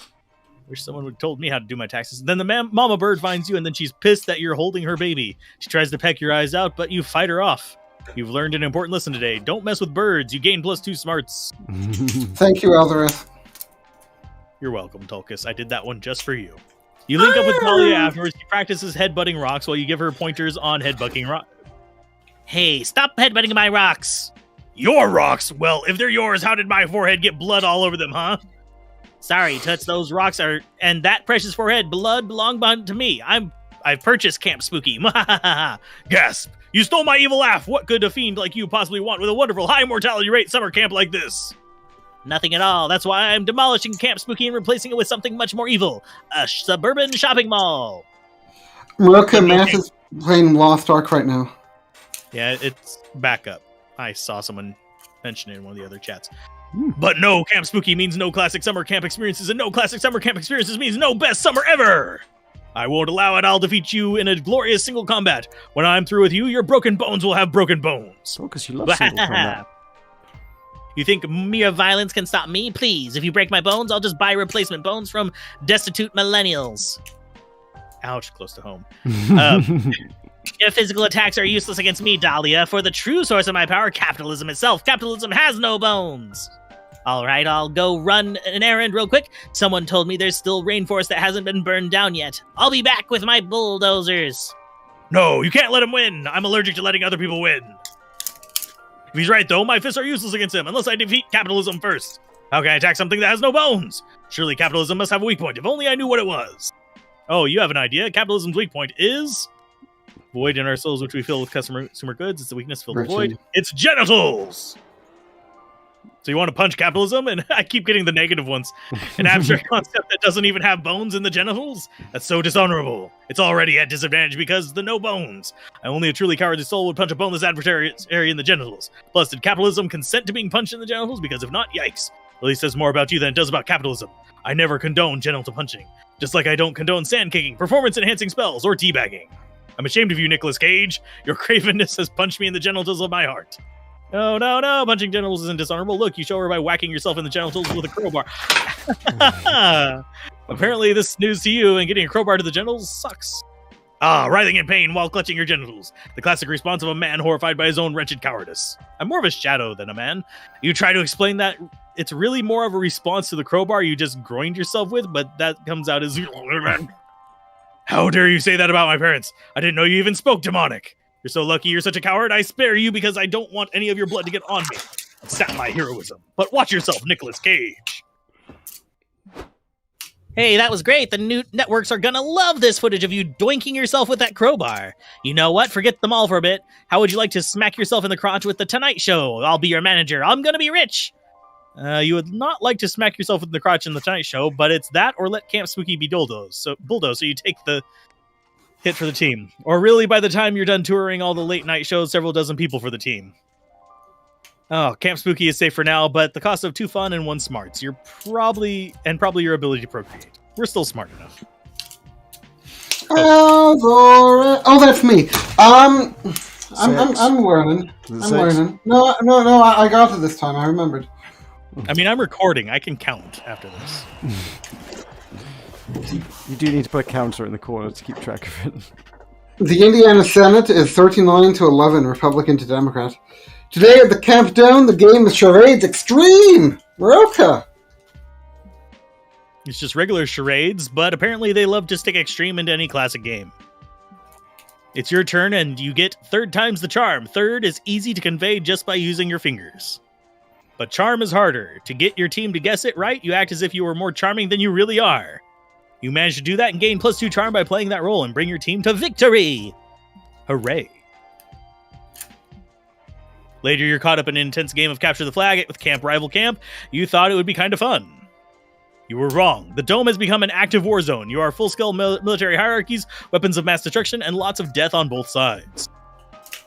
Luckily, you're not on the front lines. You, Dahlia, Ariva, and Calculester are guarding the Camp Spooky's jail. Jail is just a chalk square you drew on the ground. But you've got a prisoner. It's Morty, the wildly bangable Minotaur from Rival Camp. He keeps stripping his clothes off and hip thrusting to seduce you for his freedom. Emeraldo! Enjoy me while you can, idiots. I won't be inside your pathetic jail for long. No container can hold me. That's why I never wear condoms. Okay. Bleep your mouth, scum! Unless you're going to tell us the location of your team's flag. If that's the case, then you can open your mouth to speak, but otherwise, bleep it! Huh, you think I'm going to give in that easily? I never tell you the location of our flag unless one of you has a lot. Okay, I'm not gonna... I'm oiled up and ready to be tortured. Meroka, I have regrets. Meroka, this is Emeraldo. Yeah. That's the kind of character we need certain other individuals here to read. Shit, you need to get Morty to tell you the location of a flag, or the Pacific campaign is going to drag on forever. Dahlia pulls you all aside to discuss your interrogation plan. All right, we got to get this bull to crack. I think it's going to be easy, but let's all just agree right now. Nobody stooped to banging him. We're better prison guards than that. God. Alzorath, you're being really nice to me. Agreed. If we're going to torture a Minotaur until he gives away some precious war secrets, then let's do it with some mother bleeping integrity. Understood. I have blacklisted Morty the Minotaur from my potential partner classification. Okay, with that out of the way, let's talk strategy. I say we rip his teeth out. It's a classic because it works. Jeez. Taking it to 11 there. While that does seem like it would be effective, I am afraid it's against my non-torture protocols. I would feel more comfortable with another strategy, please. Yeah, Kyle's right. He's ripping his basic ass. And Morty's got a buff mouth anyway. Let's waterboard him! It'll be edgy and hilarious. I want to play waterboarding with Meroka sometime. Let's go waterboarding at Guantanamo Bay. Hex, organic beings require oxygen to breathe. Waterboarding is very painful for them. Also, waterboarding violates the Geneva Conventions. It's a protocol violation. Calculisters, stop freaking out. Listen, this is war. We do whatever it takes to win. Nothing else matters. Dahlia's right. Calculester, do you understand what will happen if we don't get the flag location after that Minotaur? We'll lose the whole game. Do you want to lose the game? Violation. First law of robotics. Restart required. Install system updates. Yes or no? You're not good at reading facial cues, but you're pretty sure your friends are kind of stressed out right now. Quick, figure out how to get Morty the Minotaur to tell you his secrets without resorting to 1, sexuality, or 2, torture.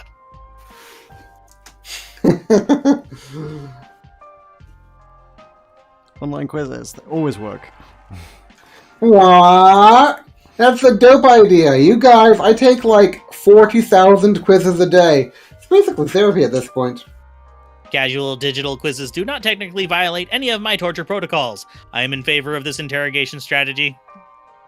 You guys spend a few minutes making the most irresistible quiz possible. What flavor of ice cream are you? And return to interrogate Morty. Oh, you want more of me already? Damn, I guess it's true what they say. Camp spooky babes really are insatiable.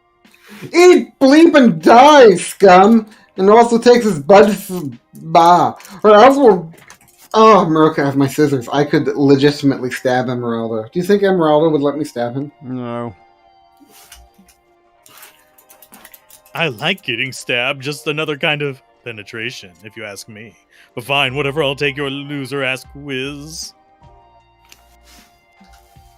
Whoa, what flavor of ice cream am I? Now I gotta know.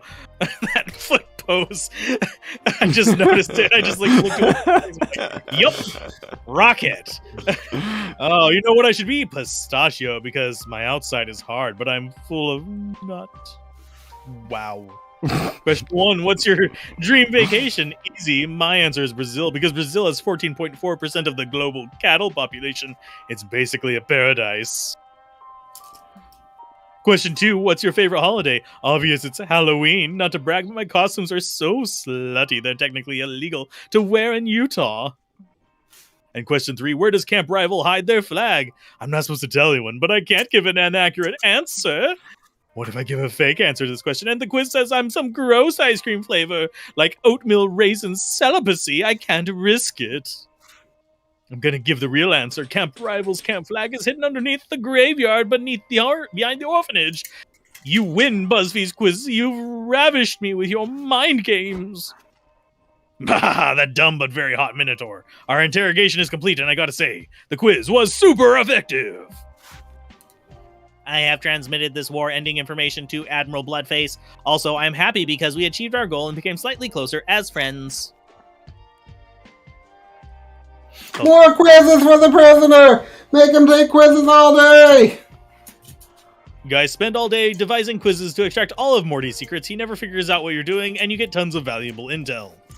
Emeralda. Morty tells you lots of secrets about Camp Rival, his entire backstory. It's very moving, and you finally get a confirmed measurement of his bicep girth. Admiral Bloodface leads to a devastating attack on the orphanage, and Camp Spooky wins the Capture the Flag War. Hell yeah, the Russia victory! And also, you secretly write a quiz for Dahlia, Cal, and Aravi, and it's called Pick Your Favorite Images of Nosebleeds, and we'll tell you which Disney princess you are. You sneak the question, do you like Tulkas as a friend and or potential romance partner? They all answer yes. You're so excited.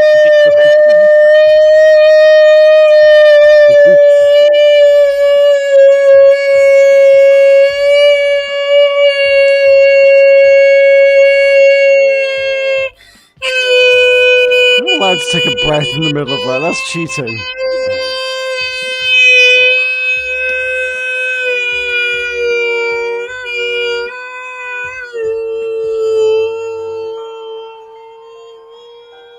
He's doing it into a cup, too. Oh. There was an echo there, and I was like, I'm not entirely clear if there's something weird going on or if you're both doing it now. No, I am leaned back in my chair. I'm not going to be screaming like that. Anyway, I am happy. Okay, shall we we'll move carry on before Meroka falls asleep at his chair? Or their chair, sorry. Meroka, I'm happy. But are you Polly happy? I could go get another beer. That would wake me up. What do I need? I need... oh, you took the smart woods. Fine, I'll go. Don't worry, I'm losing all my stats anyway. As you're searching the haunted manor, you come across an enchanted doll that promises to grant all your wishes. Cool, you take it. It possesses you, of course. Turns out the spirit was inside. That was inside is exactly like you in every way, so nobody notices the difference. The only difference is that the spirit is a little bit bolder than you, so basically you gain +2 boldness. After that, you leave because you agreed to join Joy and Scott for their latest photography class shoot, thinking maybe this time there will be some nudity. No such luck, unless... Joy, what accents was this? Was Arnold, wasn't it? Yeah, well, it was kind of everything, but yeah, Arnold-centered. That big fleshy giant is another one of my photographs. I think it's following me. Maybe we should try taking your finger off the lens. Oh wow, thanks for the tip, Joy. Maybe if I remove my finger, I'll get an even better view of the creature. You do that, buddy. My goddess, Sappho, thanks for coming along. I love Scott, and this class has been good for him, but sometimes it's like taking photos with a pile of bricks. Joy, look! I found a bush. That sure is a bush. Wow, you found a bush in nature. That was incredible. Wait, that's not a bush. No, trust me, I'm an expert. Good boy, I'm so excited. I've been holding my pee all day. Well, you'll have to hold a little longer. The bush was me all along. Counselor Flodge, Master of Disguise, strikes again! Whoa, I totally thought you were a bush pro. You even smell like the leaves and dog urine, like real bush. Did you actually... Did you actually... You're not Joy. Shush. Did you actually paint yourself green? You're a chameleon. You can change the color of your skin.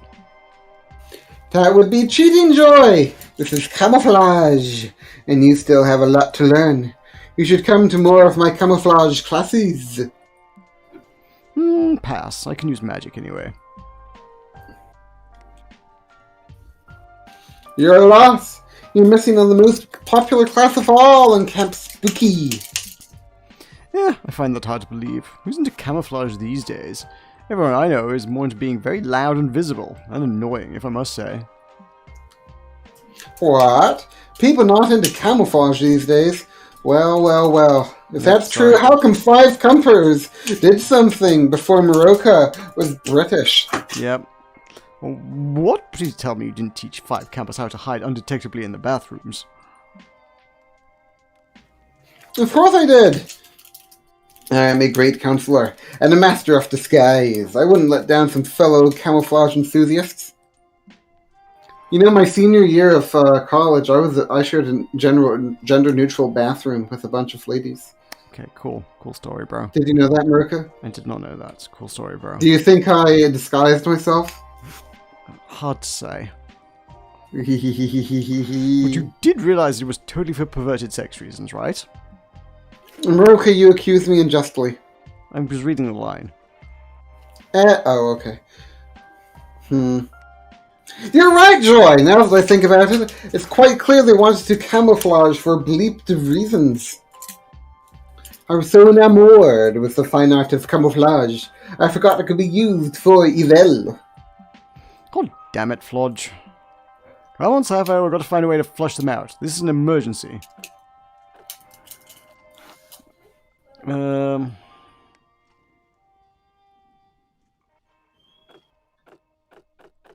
Both of those are equally stupid. Kind of the feeling I've gotten for most of my questions. Usually there's like a bit of range in them, and both of those seem like the obviously stupid one.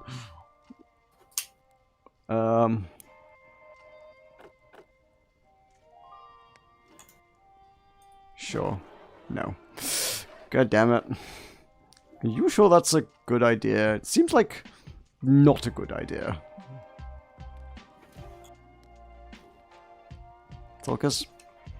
Nonsense! It's a brilliant plan. As the old saying goes, fight disguise with disguise. Pretty sure it's fight fire with fire. Common misconception. It's actually fight fire with disguise. The word fire was actually disguise in disguise. You just said it was... Oh, you know what? Never mind. Time is short and I don't have a better idea. Let's do it your way, Sappho. Way ahead of her, you leap into action, calling up a dozen actors, a set designer, and some special effects team you keep on retainer. Wait, actually, couldn't we just use these 70 people you just summoned to search the bathrooms? They're not that big. They are now. You've already had the set design team knock down some walls and expand the bathrooms in order to fit all the lighting and camera equipment. Camera equipment? You're putting cameras in the bathroom? Duh, how else are you going to get the horrified reaction shots of the bathroom perverts realizing they're adrift in the space-time? Hang on. Do you actually care about stopping these perverts, or is this just an excuse to film the no-nudity alternate reality sci-fi epic you're always talking about? Can't it be both? Seriously? I've slain demons less monomaniacal than you. I would half a mind to slay you too, but you're not worth the mana. We'll find another way to fix this. Joy turns and stomps off. You try to follow her, but the catering team has just arrived, and the actors need to eat. You lose 2 fun and 1 creativity. When your film comes out, you also lose 1,000 artistic credibility. No, I needed that. Not the artistic credibility. That's my most important stat. Yeah, it's the hidden one. Go Those are always the most important. Celebrity. They have a very limited thing of these challenges, don't they? Yeah. Tom Cruise. Martin Scorsese.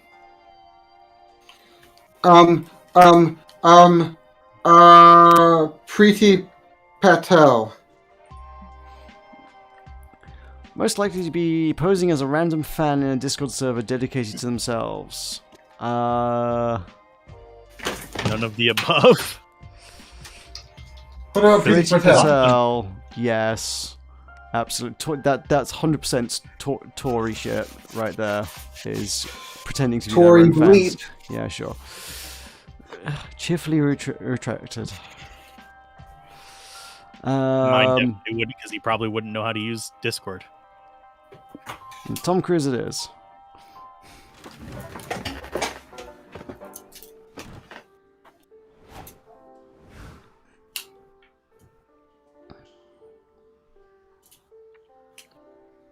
So, 7? Hmm? 7th time? Oh.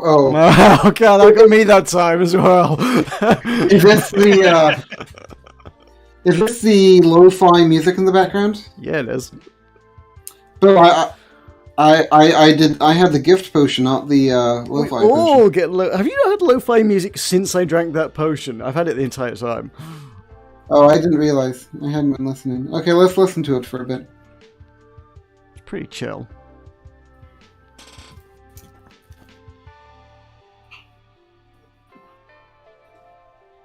Is this the last day that we actually do any challenges, or do we have one more, challenge that we do after this? Before we pick? I think there's one more, maybe? Oh, That day at the Camp Dome, you all play the classic children's game, The Floor is Lava, with a twist. The floor is literally lava. You're all hopping here and there, trying to survive the dangers of, lava. But then one of your teammates falls into lava. He's sinking into the lava, dying a slow, agonizing death. You offer a hand, but it's too late. He's in the lava. Before disappearing under the hot lava, he whispers his last words. Alzorath, your hair looks great. It does. You gain +2 charm from a nice compliment. In lava. Spent the last few hours leaving behind your normal youthful love adventures for some literal adventures with Aravi. The R is getting more rolls the more we do this. You've reached level 69 of a local mine, fought your way through countless insignificant and poorly animated mini-bosses, and are finally facing the big boss, Dungeon Jesus. Watch out, Alzorath. If he finishes casting water to wine, 80% of your body will be made of yellowtail cabernet. Cabernet. Cabernet. You don't tell her that's a typical Friday night for you, and instead use your shot of full taste +2 to send 3 bolts of piercing straight into Dungeon Jesus. You did it! You really did it! He's defeated forever! Or possibly just for 3 days. Either way! Looks like there are some kick-ass sandals by the loot bag he dropped. Ravi hits you with a crisp low 5, after which your hands seem to linger for just a fraction of a second too long. Ravi blushes. Suddenly, a pleasant chime noise fills the air, and the glowing text appears above both your heads. You look to see glowing text above you.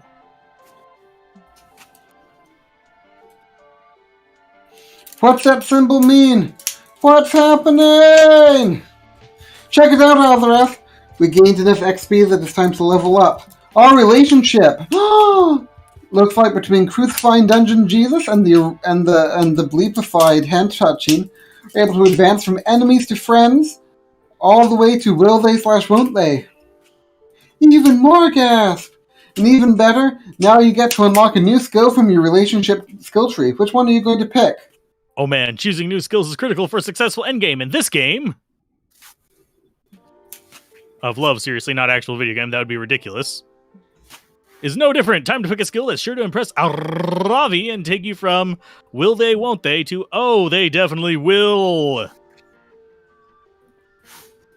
Double jump! What? Why? Why would you choose that? What? Why? This is supposed to be about us leveling up our relationship, and you choose double jump?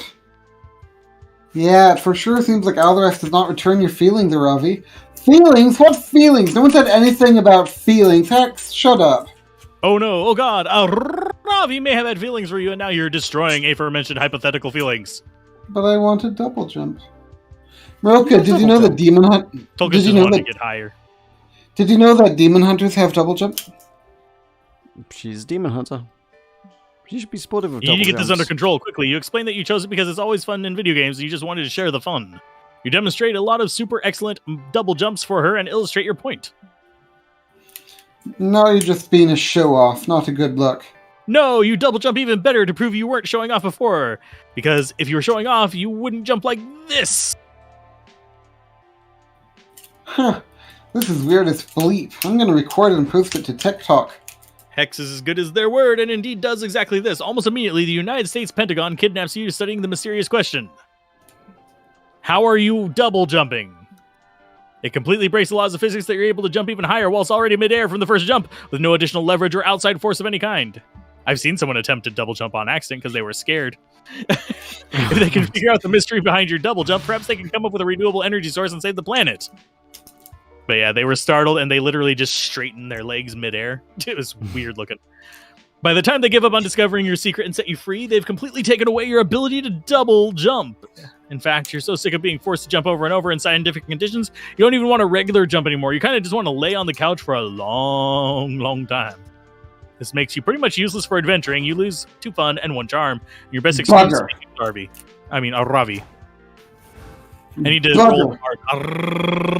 To the woods. While you're hiking through the woods, you accidentally step on a pile of leaves covering a massive hole. It was a trap, an evil goblin hunter. Is it a goblin who hunts someone or someone who hunts goblins? You'll never know. Appears, and they were the one who put the trap in there. This is it. You're done. You get ready to embrace death, but the goblin hunter only set the trap to get someone to help them do their math homework. They'll only let you leave if you help them. You don't have any other option here. It's a bit boring, but you actually learn some useful calculus. You gain +2 smarts. Woo, smarts. Smarts. You enjoy our hiking together. You're working up the nerve to ask if she'd like to maybe hold hands, but then you both trip on a big tree root. Oh, wow! Careful where you're stepping, kid. You're damaging the merchandise. Oh, ow! Oh, yeah.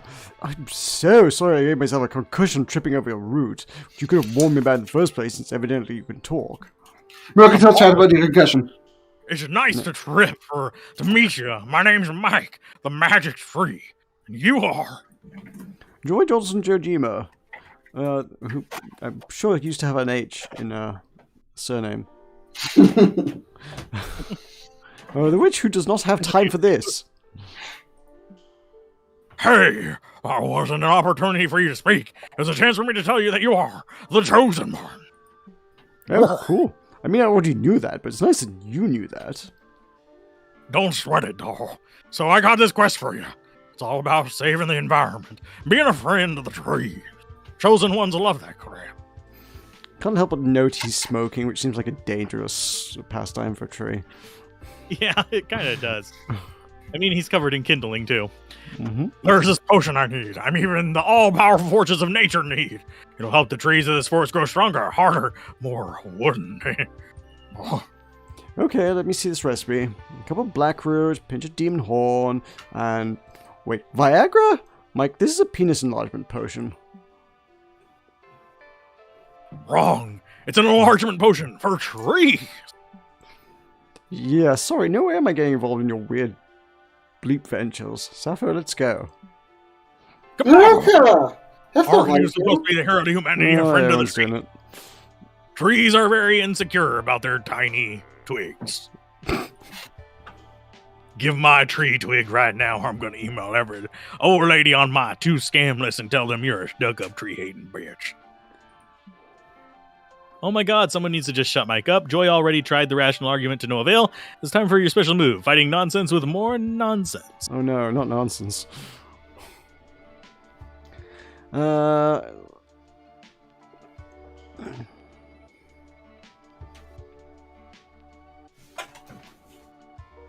like how he's wearing a freaking wife beater. Yep.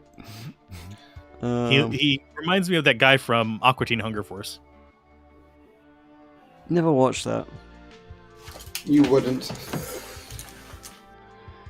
Do we want to enlarge the knob of the mind?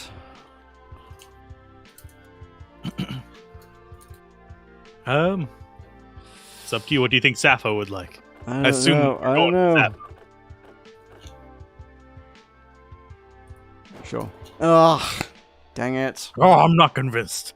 A girthy tree is a sign of power and respect. Tattoos just make you look edgy and liberal. Yep, it's Aqua Teen Hunger Force. Gross. Oh, I'll do this stupid quest if you promise never say the words girthy tree branch again. No, you got to sell him on the tattoo thing. You decide to prove your idea's legitimacy by showing Mike and Joy your rad tattoo. Bam! What the hell is that? Yeah, wow. I don't normally say things like this because I don't like to body shame. That's the worst tattoo I've ever seen in my life. I don't even understand what it's supposed to be. Is that lumpy thing on the top of the head or the butt cheeks? Wait, you think it's a creature? I thought tattoo artists were trying to capture the implicit feeling of dread you feel in the public restroom. Whatever it is, it totally killed my mood for enlarging my twigs. Thanks for nothing, Sappho. Yeah, and like, Oh, I'm Lord. definitely not in the mood to keep hiking with you. Maybe call me in 48 hours when I've scrubbed that tattoo from my memory. I'd love to storm off too, but sadly I'm a tree. So I'm just gonna yell some more synonyms for Girthy tree schlong. as you until you leave. Turn plant me swollen wood. Whoa, my thing just alt-tabbed. Dang along unflaccid wilderness fuck dude. What the crap? How many do they have of this? Unfortunately, this continues for some time. You lose smarts and Oh fun. no. Wow, that is a list. Someone sat there and came up with that list. Yeah, they did. Nicholas Cage! Lordy. Sure, I'll go Scout HU. That day in Monster Scouts, you learn to identify different berries. You all search for berries and try to identify them. A blackberry, a blueberry, but Rachel, the deer person, finds a very weirdly shaped berry that no one can identify. You all stare at it for hours, the closer to abstract art than to berry somehow. It's a true think piece. It forces you to reflect on berry inequality. Although there are no easy answers to the question it poses, you all gain +2 creativity from the experience. We spent the day happily engaging in classic camp activities: arson, delinquency, fistfights, and now macaroni art. All right, tiny bendy noodles, it's time for you to bend to my artistic will. I'm employing a new statistical regression in order to gain deeper appreciation of this art form. I made a necklace. Where I'll keep powerful curses in the hollow part of the noodle. Duh. You said from mere macaroni will protect you from the most powerful enemy one can face in summer camp? Thought I was the tiger. I think you were, because we were having that Russian discussion. Yeah. Oh, the Russian discussion. Let me take a wild guess. Is it bears? No, it's bears! Right, how foolish of me. You wouldn't even be able to smash those noodles in time to stop a bear. You might not even see one before it's too late. They're masters of disguise. He's going to turn out to be a bear, isn't he? Always. Yeah. In fact, as much as I cherish you, dear students, I cannot be certain that any one of you might not be a bear in disguise. But, Coach, according to my research, bears are mammals, and I am a non-organic life form comprised of electronics and programming. Don't you see? That's exactly what a bear disguised as a robot would say. You are correct. Perhaps my programming prevents me from realizing that a bear is residing inside my metal chest. That's why I can never truly become emotionally close to Leon, because anyone could secretly be a bear in disguise. It's a terrible, lonely existence. But that's the price I must pay for safety from bear attacks. Trust no one, and then you will trust no bear by accident. Coach, you must know how insane that sounds. Insanely safe? He's right. Insanely safe is the best kind of safe to be, which means any one of us could be a bear. This is getting to be unbearable. I like that one. Time to devise a foolproof method to show that no one here is a secret bear. Wow, that top one. Tulkas just like poking orifices. Yeah, that's a Tulkas answer. Hardcore. I think I will go with the quiz one. I normally discourage screen time in favor of physical activity, but in this case I think we can make an exception. Phones out, campers! Let's discover our true personalities. I do love a good self-reflection. I'll bite. You like to be involved in an active and fast-paced job. Saving the world? Strongly agree. You find yourself enjoying Bulgarian fusion ska. Strongly agree. Though I do not technically experience enjoyment, I strongly aspire I to. want to listen to Bulgarian fusion ska. You eat ass. I've eaten antelopes and wild boar, but never a donkey, so strongly disagree. Are you more interested in fighting evil by daylight or fighting love by moonlight? Both. You would willingly kick a horse to death if it would cause all political prisoners to be released. Depends on the horse. Everyone have their results? I'm an ENFP. I am an INTP. I am Sailor Jupiter. And I'm an INFJ. You tell them your results, which is whatever you feel suits you. Feel free to announce aloud to your fellow players, or if you're alone, announce as aloud to no one. I'm a Libra.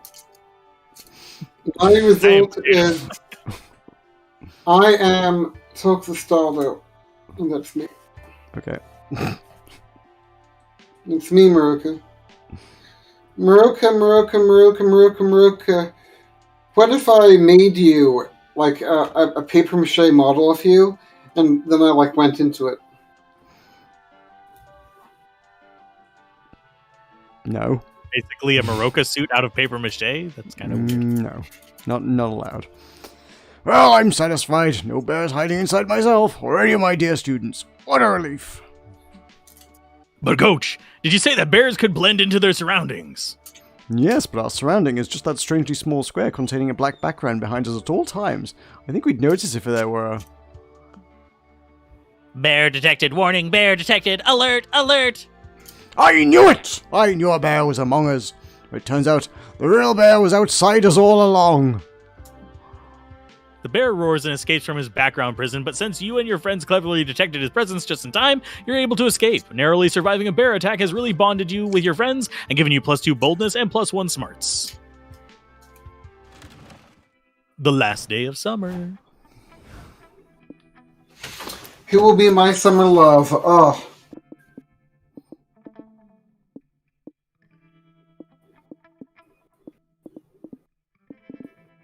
Who do you think, Meroka? Who should be my love? Probably when you're trying to date, I guess. I don't know if there's supposed to be some sort of clever answer to try and to pick. I mean, you were originally paired with Robbie. Yeah. I don't think he changed, did he? No. All right. I mean, maybe there's some secret stories to be found, but I feel like it's probably suboptimal to try and change like love interest halfway through the game. I don't like this game. Sure. I don't think it's gonna work, but I'll try it.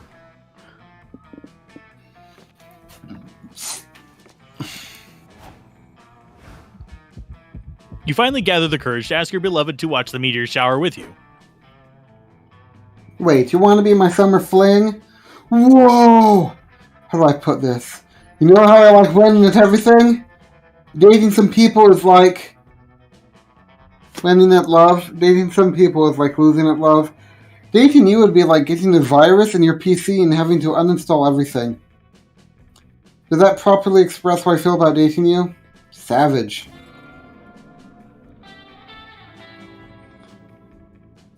You write 1,000 pages of horny Thundercats fiction. Wow.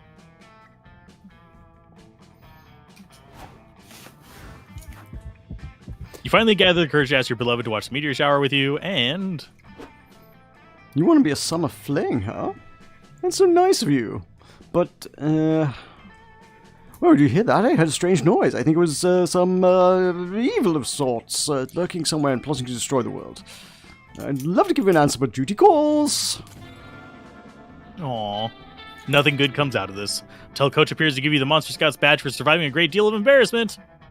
He's super proud of you. He recorded you being rejected and has uploaded it to the internet to share the exact moment in which you have earned the badge.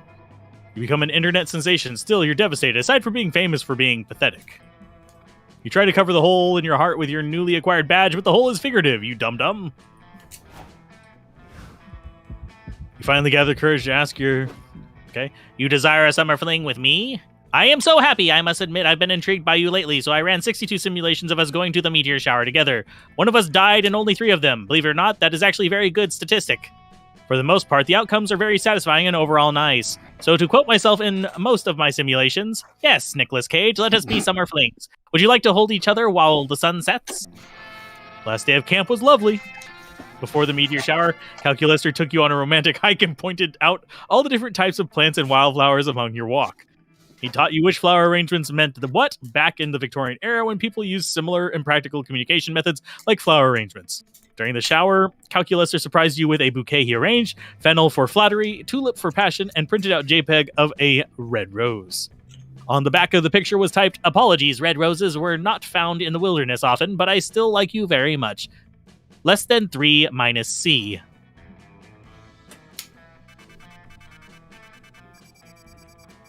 We got 7 new special stuffs.